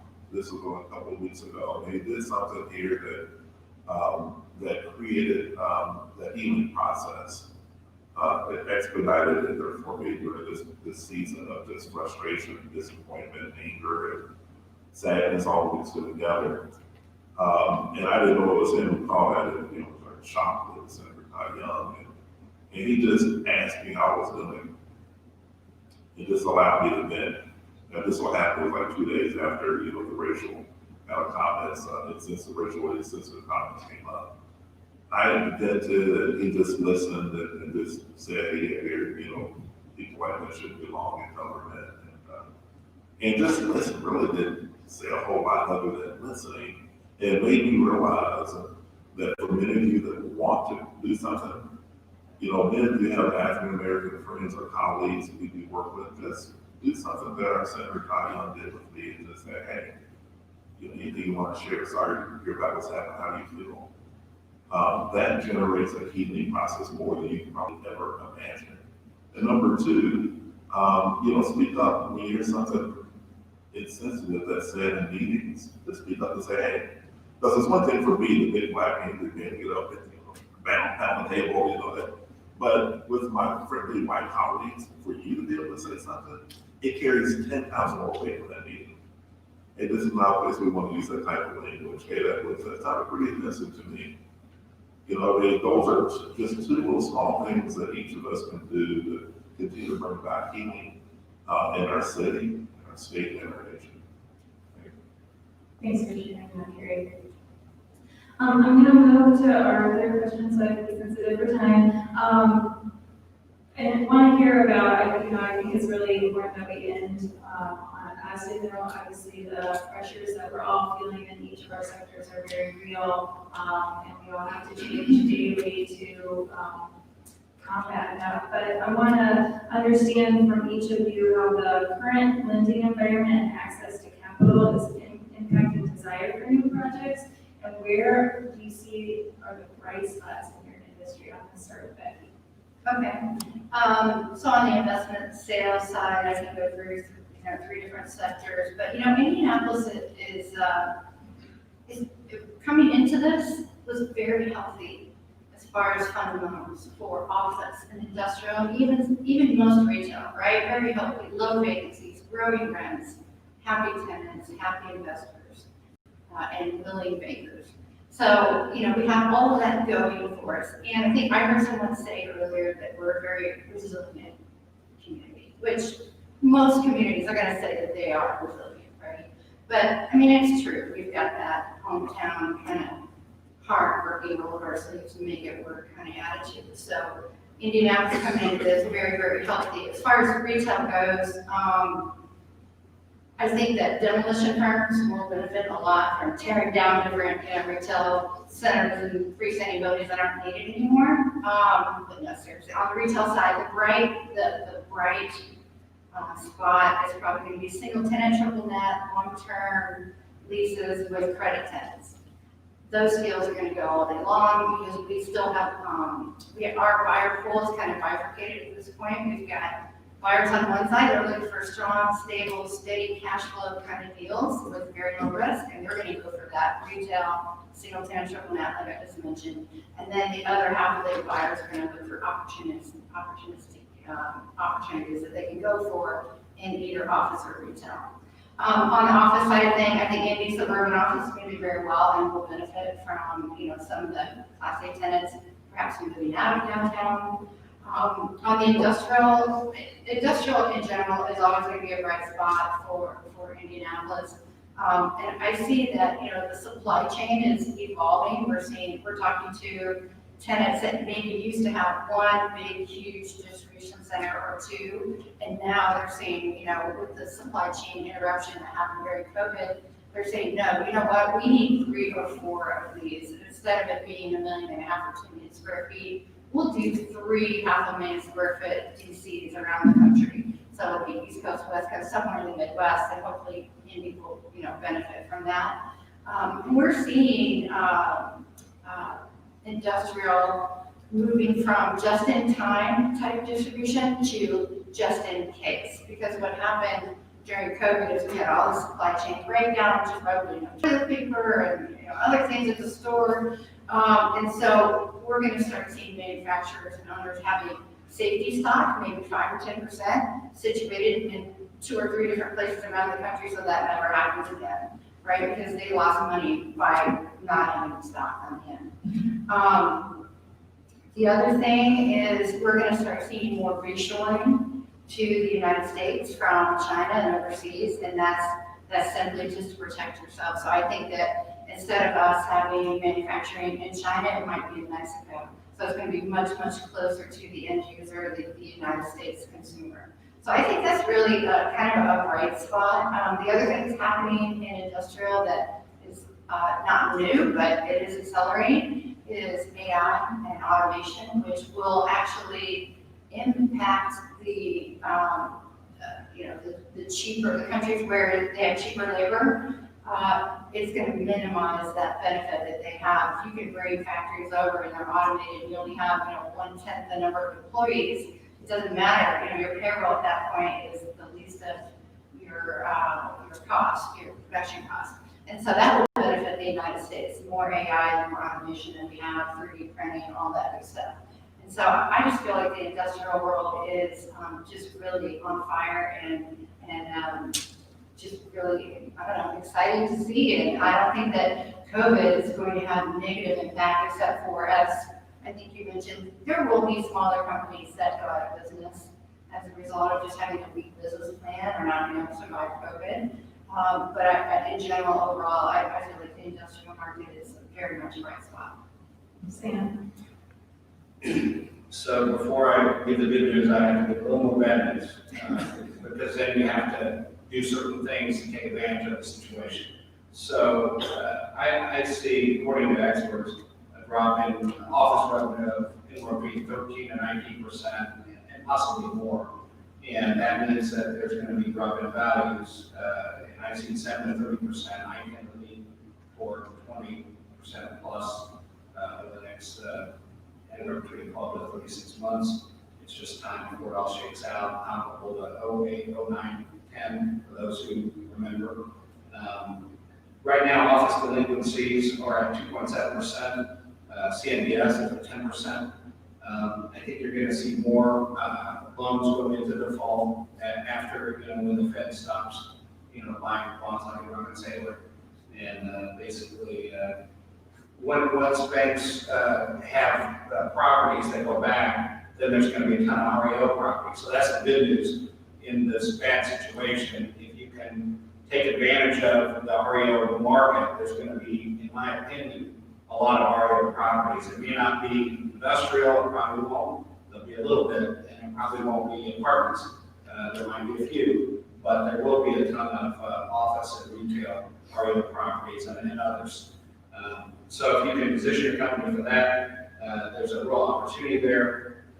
My company, just to give you kind of how we're looking at the world, we're looking at M&A, hiring, diversity, new services, growing geographically, innovation, and really taking different approaches in order to combat what we're seeing as a significant drop in overall market activity. And I see it as a longer-term thing than I think a lot of people see it. I see it as a 3 to 6 year issue, not a 12-month V-shaped recovery.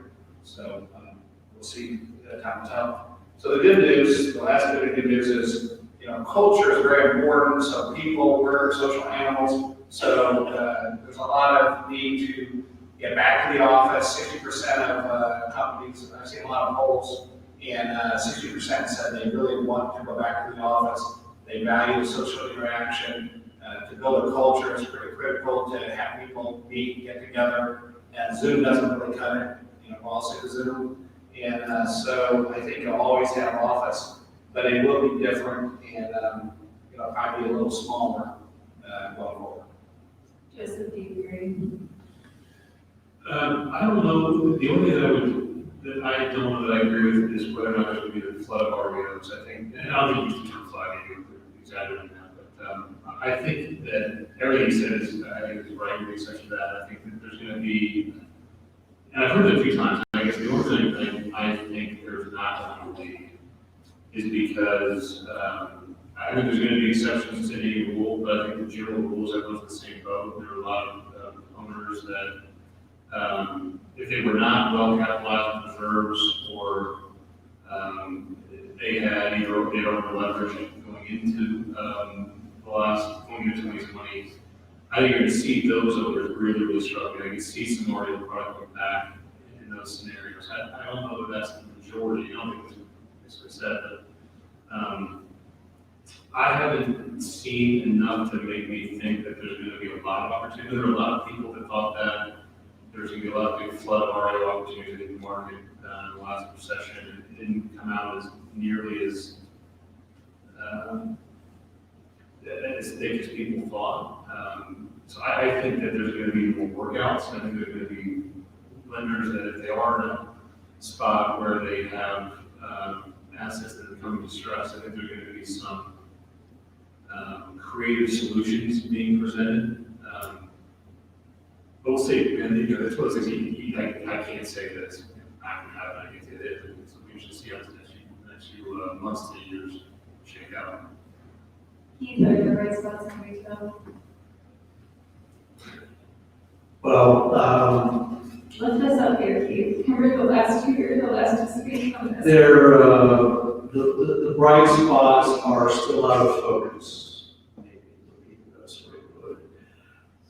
We are at the point of breaking in terms of retail or restaurants. That if we can't get people back into restaurants, if we can't get people back into retail, it will get dramatically worse. The lenders, banks, institutions, private equity, government, has all assisted and been much more collaborative than in the previous Great Recession of 2007. Basically, in 2007, all those institutions and entities slammed their doors shut and put bars across them and put the phone on voicemail. I think throughout this pandemic and through the issues that have addressed, all the bankers that really, lenders, institutions, government, et cetera, come to the aid of business under the premise that it's not business's fault, as if it was business's fault before during the banking crisis, but I don't think it was business's fault then either. But if we can't, we're not all in this all together from the standpoint of business. Retail is a very broad brush. Theaters still are open. I'm scared theaters aren't going to reopen because they can't make it anymore with zero revenue. We're not down 25%. We're not down 50%. We're not down 75%. We're down 100%. We're not open for business, but yet the mortgages are still due. The government, lenders, bankers have assisted through that process, but there's still no revenue. So even if you support your employees, even if you keep mowing the lawn, the mortgage is still due, the bankers are only, and the institutions are only going to be so patient. I'm afraid the theater industry may go away. Period. End discussion. And part of that is the move to more services streaming into your home, et cetera. The other part of that is how do you come back from being closed for as long as you've been closed? And now in Indianapolis, we're very fortunate because we are a smaller community. We're not as dense. We're not as, I talked to New York, and I was just out in LA. They're still shut down. I mean, and talking about being shut down through the end of the year, Chicago, the same case. I talked to people in Chicago, so basically they're a prisoner of their own condominium or apartment, And they don't have a Meijer in downtown Chicago to go to. Many of the restaurants are closed, so you can't go to the restaurant, so what do? We're fortunate, I'm very glad to be in Indianapolis through this because we have been fairly unfazed compared to major metros, because I've been in those major metros. All of our industry events were canceled for the year. We're still trying to have the International Council of Shopping Centers in New York in December, but then you have all the issues, which they're very broad and many that New York is facing right now, especially in Manhattan, and whether that will occur. So I don't look at us being at the end of it yet. I look at us being at halftime here, and if the cities can't get reopened, if Indianapolis can't get the downtown reopened, or at least show measured progress and quit spreading the fear, but rather looking toward the resolution and how we work out of this. Indianapolis has, my gosh, the restaurant, we've lost the convention traffic. We lost, FFA, I think, is the largest one that's held in downtown Indianapolis, canceled. And our restaurants, that's what they survive on. Our retail, I would not be surprised to see Circle Center Mall go away. We may be down to a Castleton, Keystone, Blue Cross, and a Greenwood Park Mall. That's it for me. Now that's not the challenge. One of the local events that just impacted was the closing of Stack Pickle. And he closed all, I think, 14 of his restaurants. A minority-owned business that gave it, you might say, everything he had financially. That's the bad news. On the cusp of that, I've already released a Stack Pickle in Westland. We released Stack Pickle for all their obligations, and we're moving forward with the new tenant. I will tell you that in retail, probably the most activity that I've seen right now, and I've signed 2 restaurant leases back to back each week, has been through Hispanic-owned businesses, Thai, Asian, that's who the local restaurant community is, the one that's kind of backfilling some of these what once were larger. But I got a call 6 weeks ago from in Clay Terrace, if you use it as an example, all the restaurants were closed. All but a couple are even reopened. If you look at Cameron Mitchell's closed, I'm trying to think of the Italian concept there. Biaggi's is not going to reopen. I worked with the One Group, who is STK Restaurants. If it weren't for the One Group purchasing Kona, it wouldn't reopen because they closed all of the Kona grills nationwide. So I was fortunate to get a call from the One Group that says, Keith, we're picking up the entire chain. We need your help in Indianapolis. What should we do? A new lease has been negotiated with Washington Prime, and they barely shut down and reopened and started rehiring. But due to the fact that our industry is so broad, it includes restaurants, theaters, department stores, small shops, minor anchors. Many of these companies, I heard this in the Midwest of Indiana, referred to as a flyover state. Once again, I've been hearing that in my entire life. That's why I choose to live here. Because I like to be a flyover state. I fly to those other densely populated LA, New York, and Chicago, and Houston for visits, and I'd love to come back to Indianapolis, to our beautiful airport, our wonderful town, and it's still a town. And it still has that feel, it still has sort of building walls from 465. The fact is that we'll make it, we'll be fine. And there's backfilling of space, and there's going to be change. The wrecking balls are flying. One of my largest clients, Sarah's Properties, based in New York City, Manhattan's still not back to work. They bought all the Sears and Kmart's in the United States.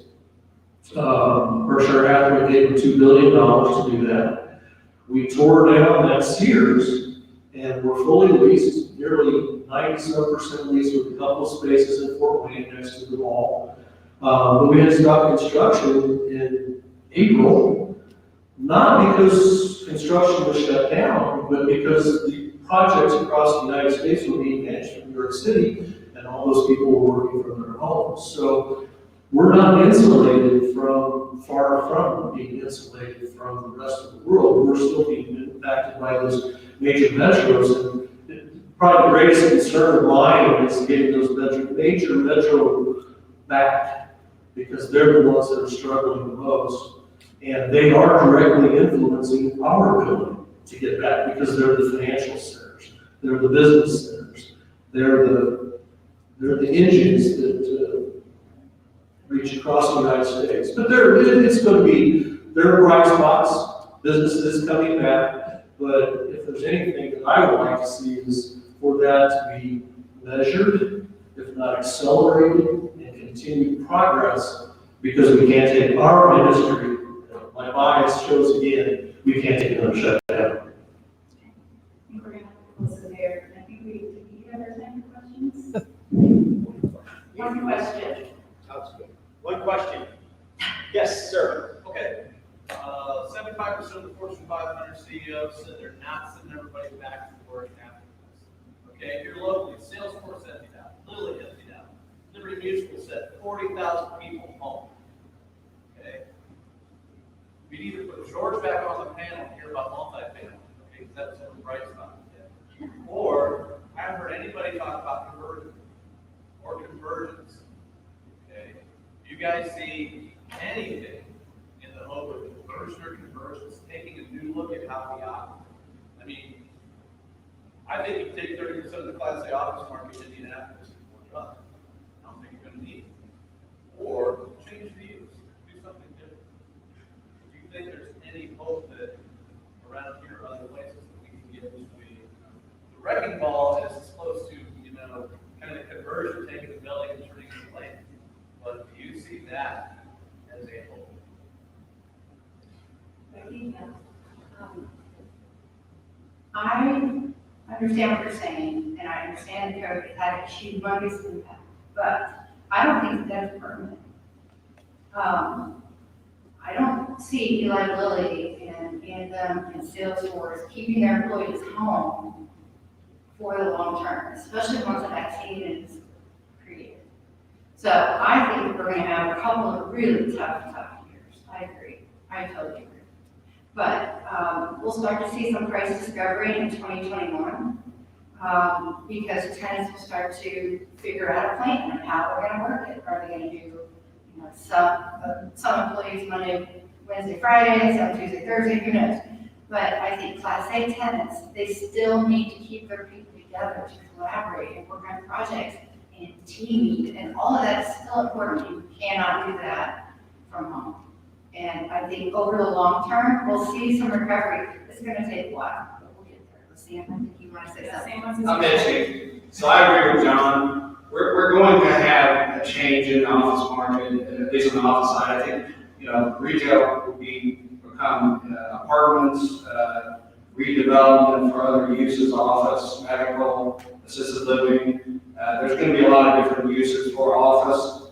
There won't be as much demand going forward. There will be less. Not everybody's going to stay at home, but enough. There'll be 10 or 20% less demand, and that all goes into less revenue, less higher vacancies, lower values, and so there will be creative redevelopments of office. I don't think it's going to be the Class A though, John. I think it's going to be B and C properties get redeveloped or knocked down, and the higher, better use will be put on the location. So there'll be a lot of creative reuses of property going forward. People will figure it out. Again, the good news is that creates opportunity.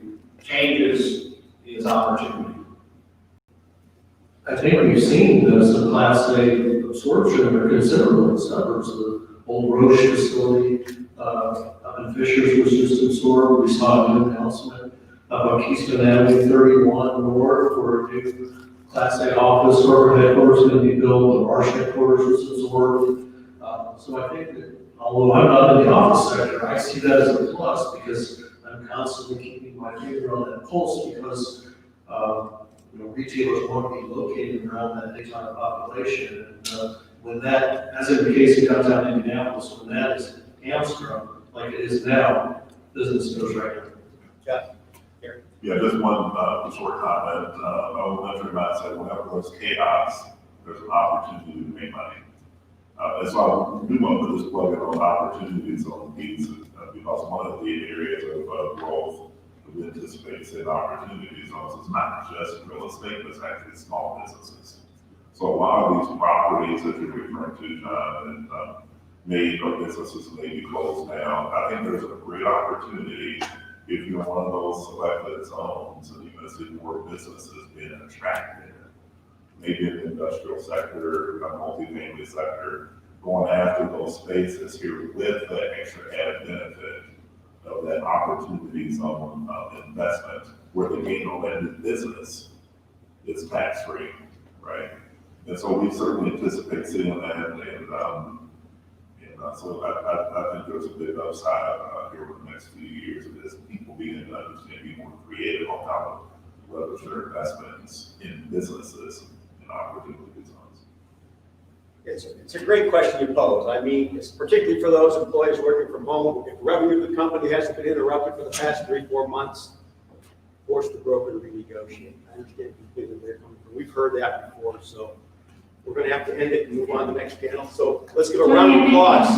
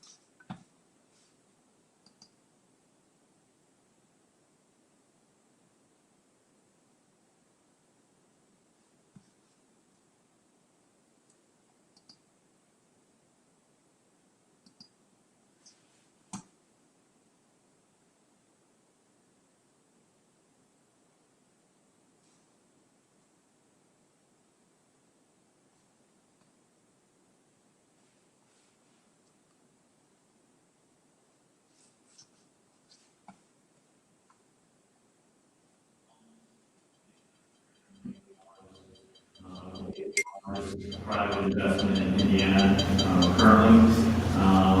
And we're in the first stage of that project right now. So we started late last year, early last year on site work and infrastructure, the area around it. I haven't seen that kind of development or intensity of use probably ever. And what was there was really old, so a lot of it was infrastructure work in the surrounding streets and setting the stage for something like this to happen. So we've got past that, which is good. Made some connections, and I think have allowed future development even outside of Lawhorse to continue in that part of town. Currently working on phase one. My first tenant just took occupancy last week, High Alpha, which is a venture studio that was based in Circle, has moved their headquarters out to Lawhorse. Other components of phase one include a hotel, Lawhorse Hotel, it's a boutique, 139 key room, in the old administration building. On the ground floor of that building will also be retail. The old garages where they did the work for the delivery trucks originally for the Coca-Cola plant, and then as a mechanic shop for IPS. The two of those buildings are being converted into a food mall with local vendors, both food and retail. On the other side of that is additional retail and a movie theater, and we have 264 space parking garage on kind of wedged in between those buildings on the south side of the property. So that's the first phase. Future phases include hopefully more office and more retail, apartments, and that will be as demand warrants it, and as we move through phase one. Okay, good. Andy, you are only the newest executive director of CIB in the last 28 years. How's it going? It's going great, man. It's the best. It's been great. So Barney Levengood, 28 years of his tenure at the CIB was an institution, still is, and a great help to all of us. So yeah, I'm the fourth CIB executive director ever, which is kind of daunting, but it just goes to show the level of investment that city and state government have put into the downtown tourism industry, but throughout the history of modern Indianapolis. So I'm very proud to have my job. Everything was going really, really well. And we were set for a banner year in 2020 and an even better year in 2021 with the NBA All-Star Game, the Final Four, and then later the college football championships following the 2021 season. So all that has changed now. I'm sure we'll talk about that more. But as you may understand, we were the first industry hit, and probably will be the last industry out of these COVID sorts of issues, given that we host large events.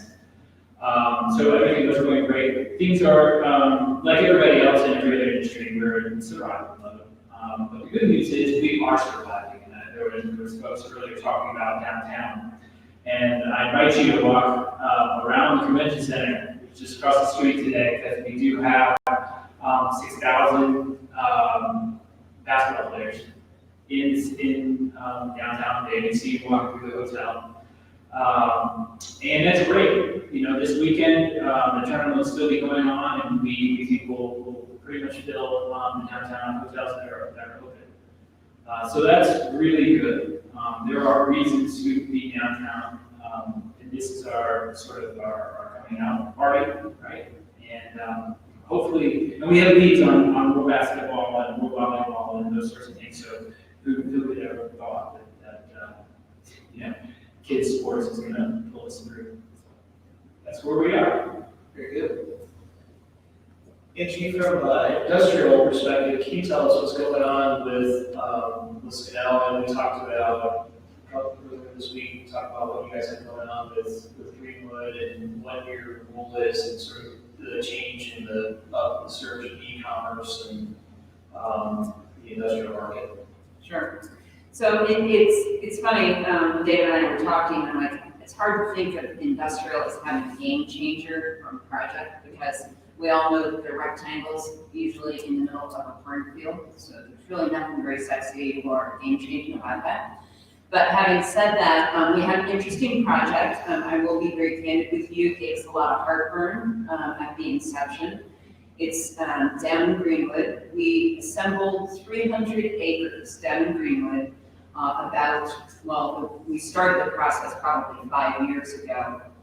But when I joined the firm, we were on the verge of closing on most of this property. And this was for a long-time client of ours, for FedEx. They wanted to do a very large hub at this location. So we're like, we got you. We're going to go assemble 60 houses, get this large piece of ground pulled together, 300 acres. We already had 200 acres out in Monrovia. Skinnell is not a land baron. Skinnell does not want to be a land baron, but we're like, okay, we got this. We're going to take care of FedEx. On the eve of closing, FedEx, a new CFO come into office, and the CFO said, nah, changed my mind. I don't want to do this.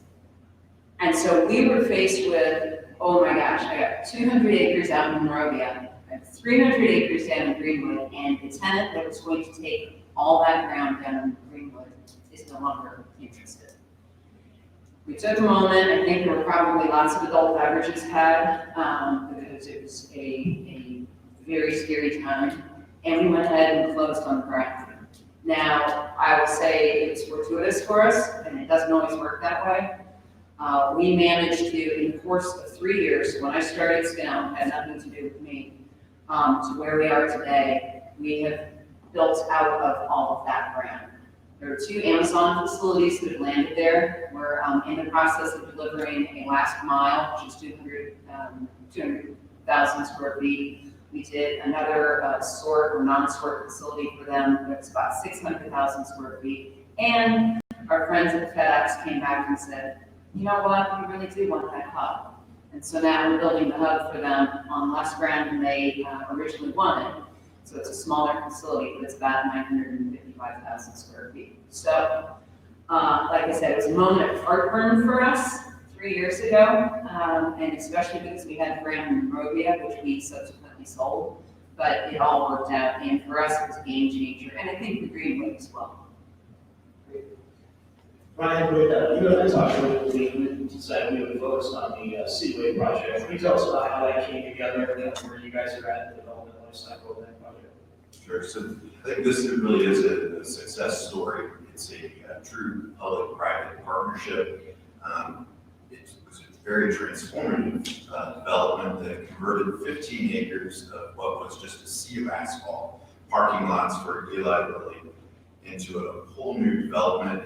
More importantly, the development turned into a neighborhood, a destination, somewhere to go. It took over a decade. It's $250+ million worth of development. There's now 650 multifamily units. There's a hotel, and as we heard with retail and others, we're hopeful that all those guests come back shortly. There's 80,000 square feet of commercial, part of which is retail, part of which is office. We have a 75,000 square foot YMCA. So it's really kind of the definition of live, work, play in this area. It created what used to be a huge void between downtown and the southeast quadrant. It's been transformed into a vibrant neighborhood. And we really are proud of this opportunity. It's now an area where employers can use it as a recruitment tool, and that was part of IndyLiveEvent's focus. It's a place for residents, tourists, business travelers from all over the world. It's a world-class hotel that has a curated art program. What else can I tell you? And we'd also like to think that it helped jumpstart additional development along that southeast quadrant, along Virginia Avenue, all the way down to Fountain Square. Great. And I think Bob was able to join us. Bob, can you hear me okay? I can hear you fine. Oh, great. So Bob Joy is with us. He's President and CEO of 16 Tech. Bob, you just, everybody I think has some familiarity with that project. Give us an idea, if you can, of how that all came together. Why is 16 Tech such a game changer for downtown and Indianapolis and the life sciences community? Sure, thank you.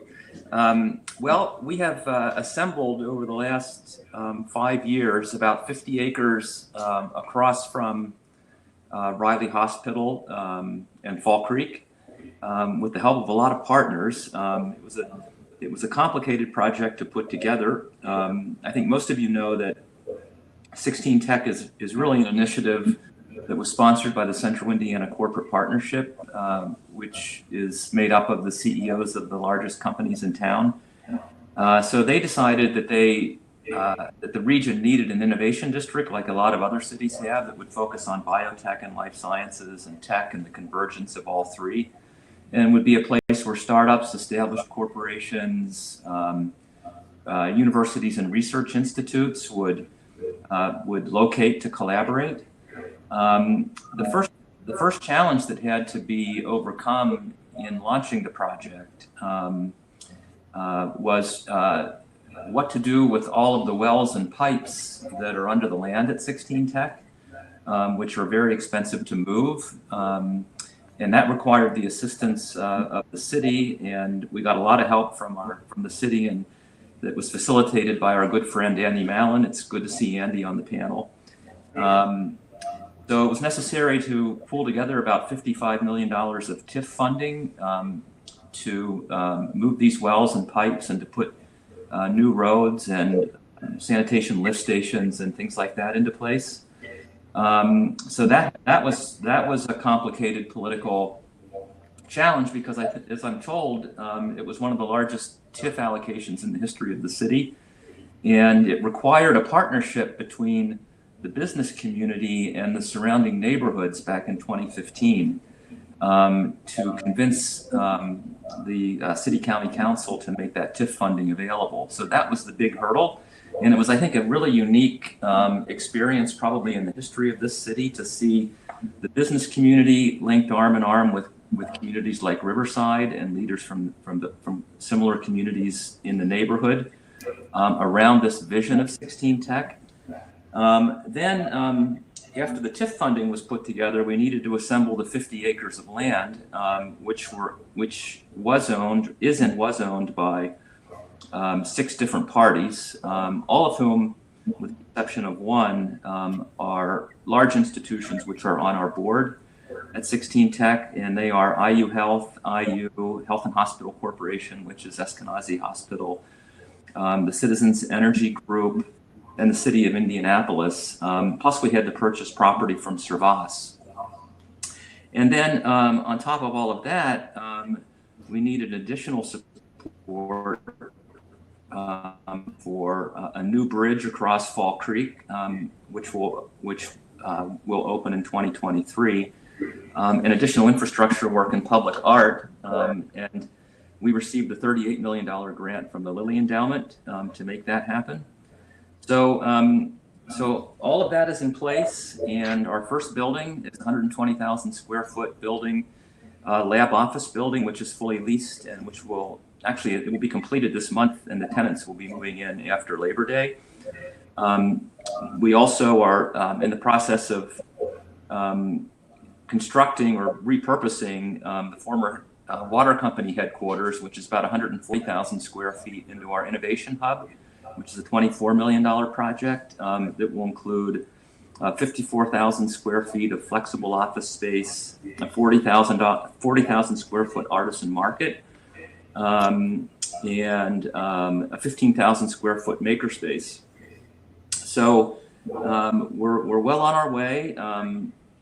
Browning has the rights for the second building, and Colliers is representing us and is actively seeking tenants now. We're also assembling capital for a 1,000-car structured parking garage, and we're talking to a developer about our first residential project, which will be about 280 units. And we hope to break ground on those projects by the end of this year or early next. So I'll pause there, and I think I answered your question, David. Maybe more. No, yeah, that's perfect.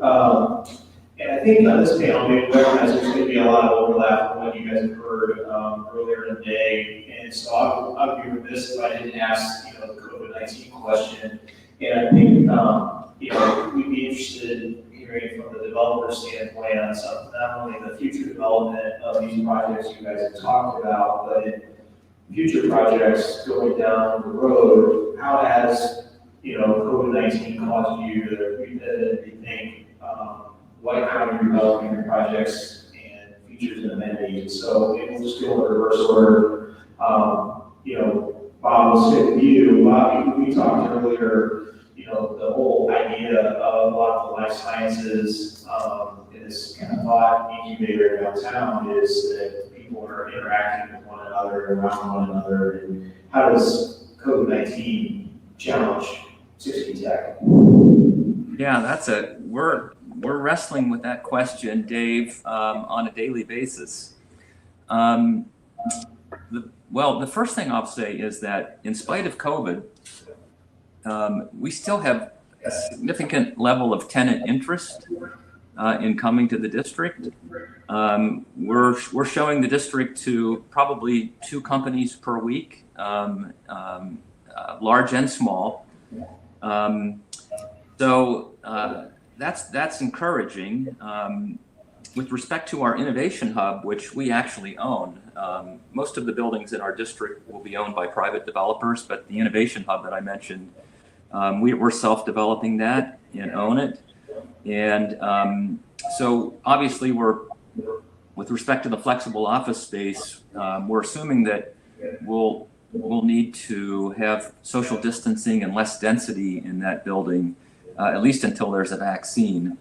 So, we're making furniture decisions now for that facility, and we won't furnish it as completely as we had originally intended because of the need for social distancing. So there'll be less density. We are working with Cushman and Wakefield to ensure that we are putting into place the proper protocols when we open the building in January, so that people feel safe. In some ways, we're blessed that the building hasn't opened yet because it gives us some flexibility to make adjustments to it. The other thing working in our advantage, at least initially, is that our first building I mentioned is 120,000 square feet with 3 floors of labs. So folks who work in the pharmaceutical industry or in lab research, they will be coming back to work and are coming back to work sooner than those who have the flexibility of working from home because they can't do their work without getting access to the equipment that they need. So, because of that, we expect that there still is definitely definitely in the long term, but certainly in the short term, there's a need for access to the type of space that we're providing. And then the last point I would make is, I think everybody around the country now is wondering what the long-term impact of working from home will have on office use generally. I've been reading the weekly McKinsey report studies on this urban employers.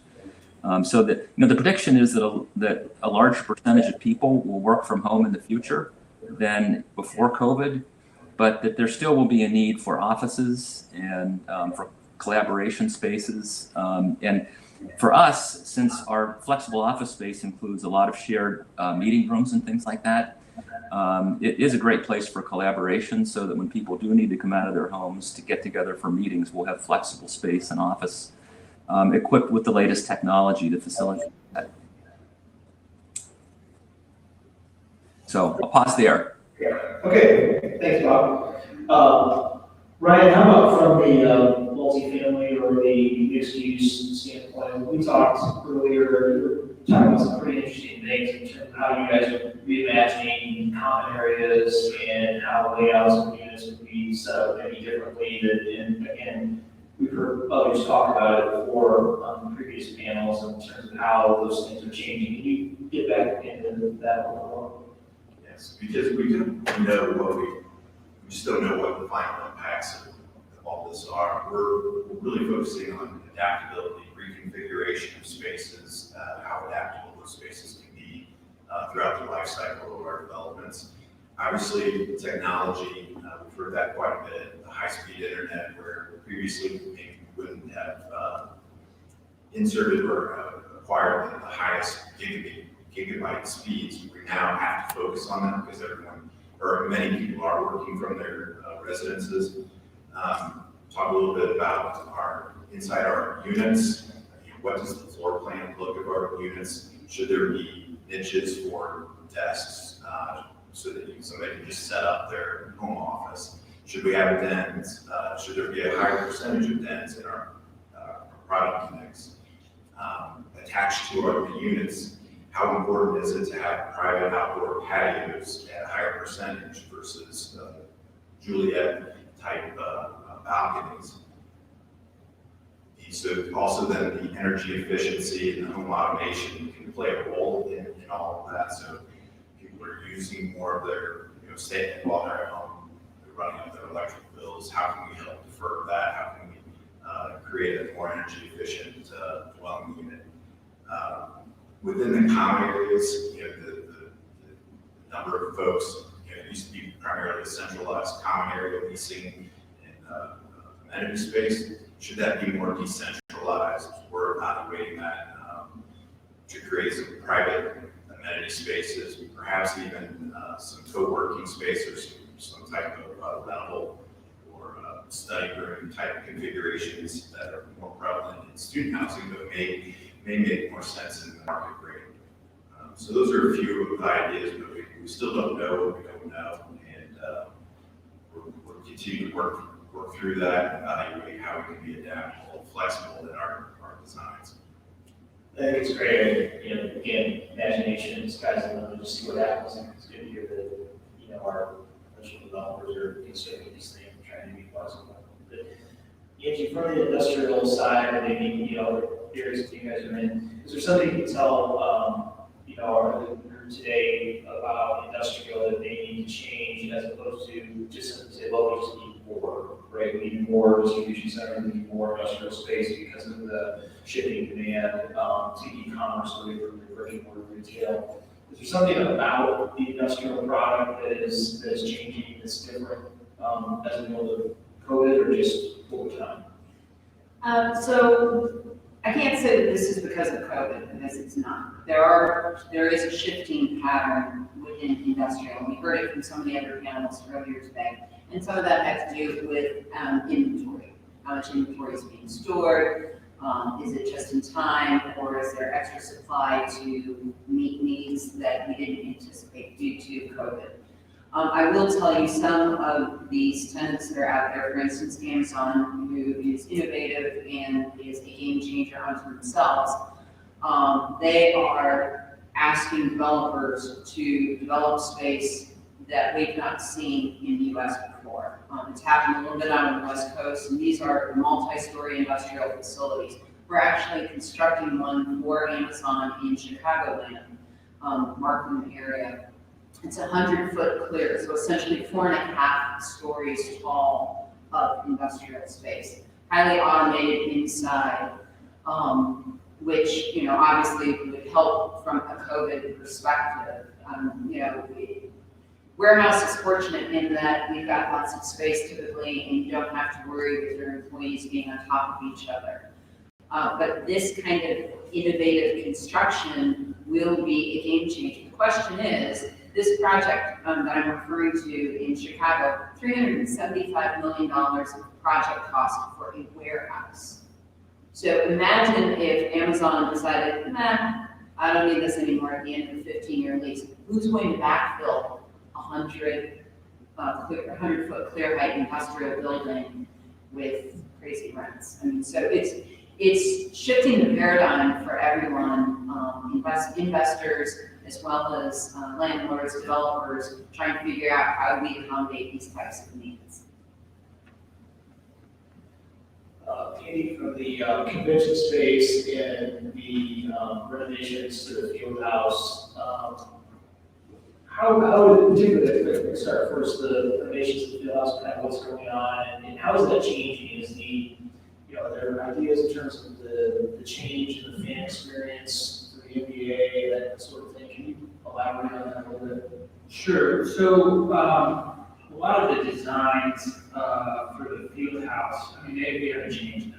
We bid out the project, so we started, right? And we've been going, and frankly, the virus has impacted us in ways that we didn't anticipate. It actually, providing more risk, but potentially more opportunity to get more work done when the NBA season finally,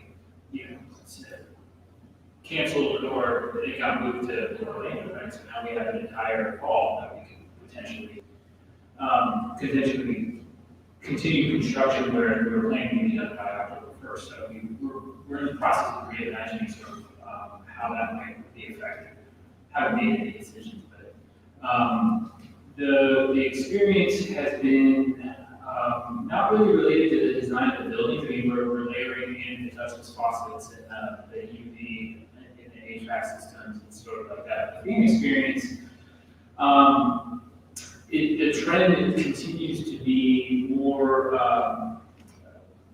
adaptability within the frames. It's not just you come in, you grab a hot dog and a beer and sit down, and you sit in that seat for the entirety of the game, right?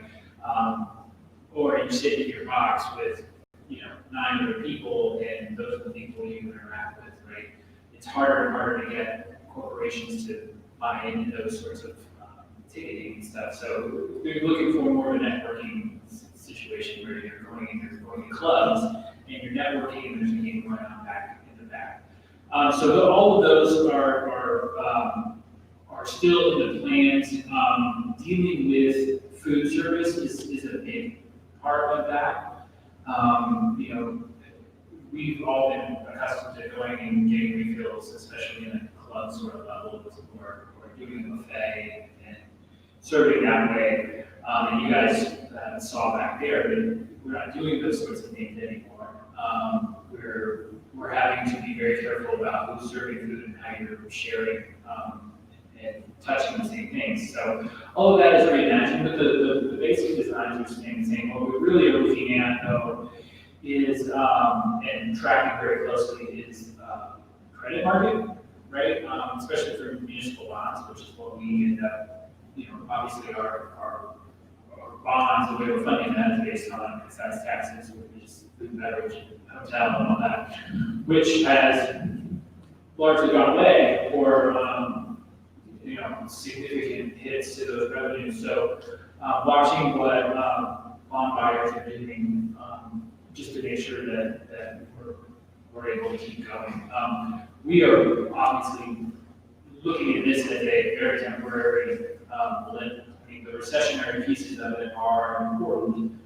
And we build recessions into our long-term sort of financing model anyway. But the immediate impact and the harsh impact of it, we're looking at it as temporary, that must come back. And it'll probably track a vaccine or a treatment. It'll track as we learn more and more about this disease and live with it. But people will still want to get together. They will still want to do sports. And over the long term, we'll be back to where we were. I'm confident. The short term, folks, it's really, we're going to remain in survival mode. And the survival being less people at the convention center at any one time, and less people at the Lucas Oil Stadium and Fieldhouse at any one time. So when we do come back, when the Colts come back, IndyLiveEvent is going to play this weekend. And they are going to spread out far greater than they ever did prior to COVID. We're giving the entire World Bowl, and they're going to spread out all of their fans over 25,000 seats, whereas they were getting 9,000 before. But that's going to be the new normal in the immediate or mid term. So how our sports teams work, how our hotels work, how are they able to survive when they're not able to sell as many seats and they're not able to sell as many admissions to the convention center. So that's our goal. Our goal remains to fill every hotel bed in the city and continue to do what we've been doing, knowing that there's lives to come. Thank you. Gavin, we can talk about how has this impacted your existing projects and how you guys are looking to do new projects in the future. Sure. So, Bottle Works, the whole premise of Bottle Works is to bring a lot of people together. And you have something like this with the pandemic, it's fundamental ground shift. But, from Andrew's point of view, we see the long term, and I know there's a lot of pain, a lot of people going through a lot of different things at this moment in time, and I'm not trying to downplay that, but humans by their very nature are social, and I think we've seen that even just as the summer has kind of emerged here. We want to get out, we want to get together with people. I think that's making us. There is the health issue we got to manage and deal with, and there's strategies to do that. To overcome this, but I think most of the panelists here talk about, hey, we're in probably a rough patch here for the next year, 2 years, anybody's guess, but it's not going to end next month or in a few months. It's going to be here with us for a while. So, when I get back to Bottle Works, again, we look at the long term here. We are in it for the long term. We went into it with a long term vision. I don't think anybody expected this to happen. It wasn't our plan A, but you got plan B, you got plan C. So we're looking at those things, knowing that, nobody has a crystal ball what happens when we open kind of fully phase 1 at the end of this year, going into 21. But you put contingency plans in place for what it could be, on best case scenario, maybe, it's more closer to normal. Worst case scenario, how do you manage that? I think fortunately with a project like Bottle Works, we're over 12 acres.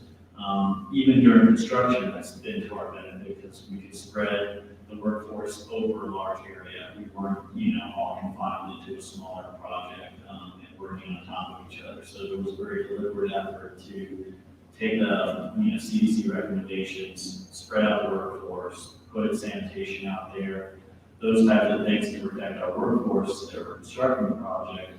But that also could roll into just general public as we open up, later this year. We have focused on a lot of outdoor dining areas. I think that will play well. We're not an enclosed mall or anything like that. I think that also works to our favor. And there's pivots here. I think you mentioned before, so just survival. We got to get through this period. How do we do that? And we're working with our retail partners, restaurants, and retailers, and theater. We're all kind of in this together, and we take that approach, knowing, hey, we're going to get through this. We're going to figure out what's safe for our customers and for the public, and that's going to be our priority.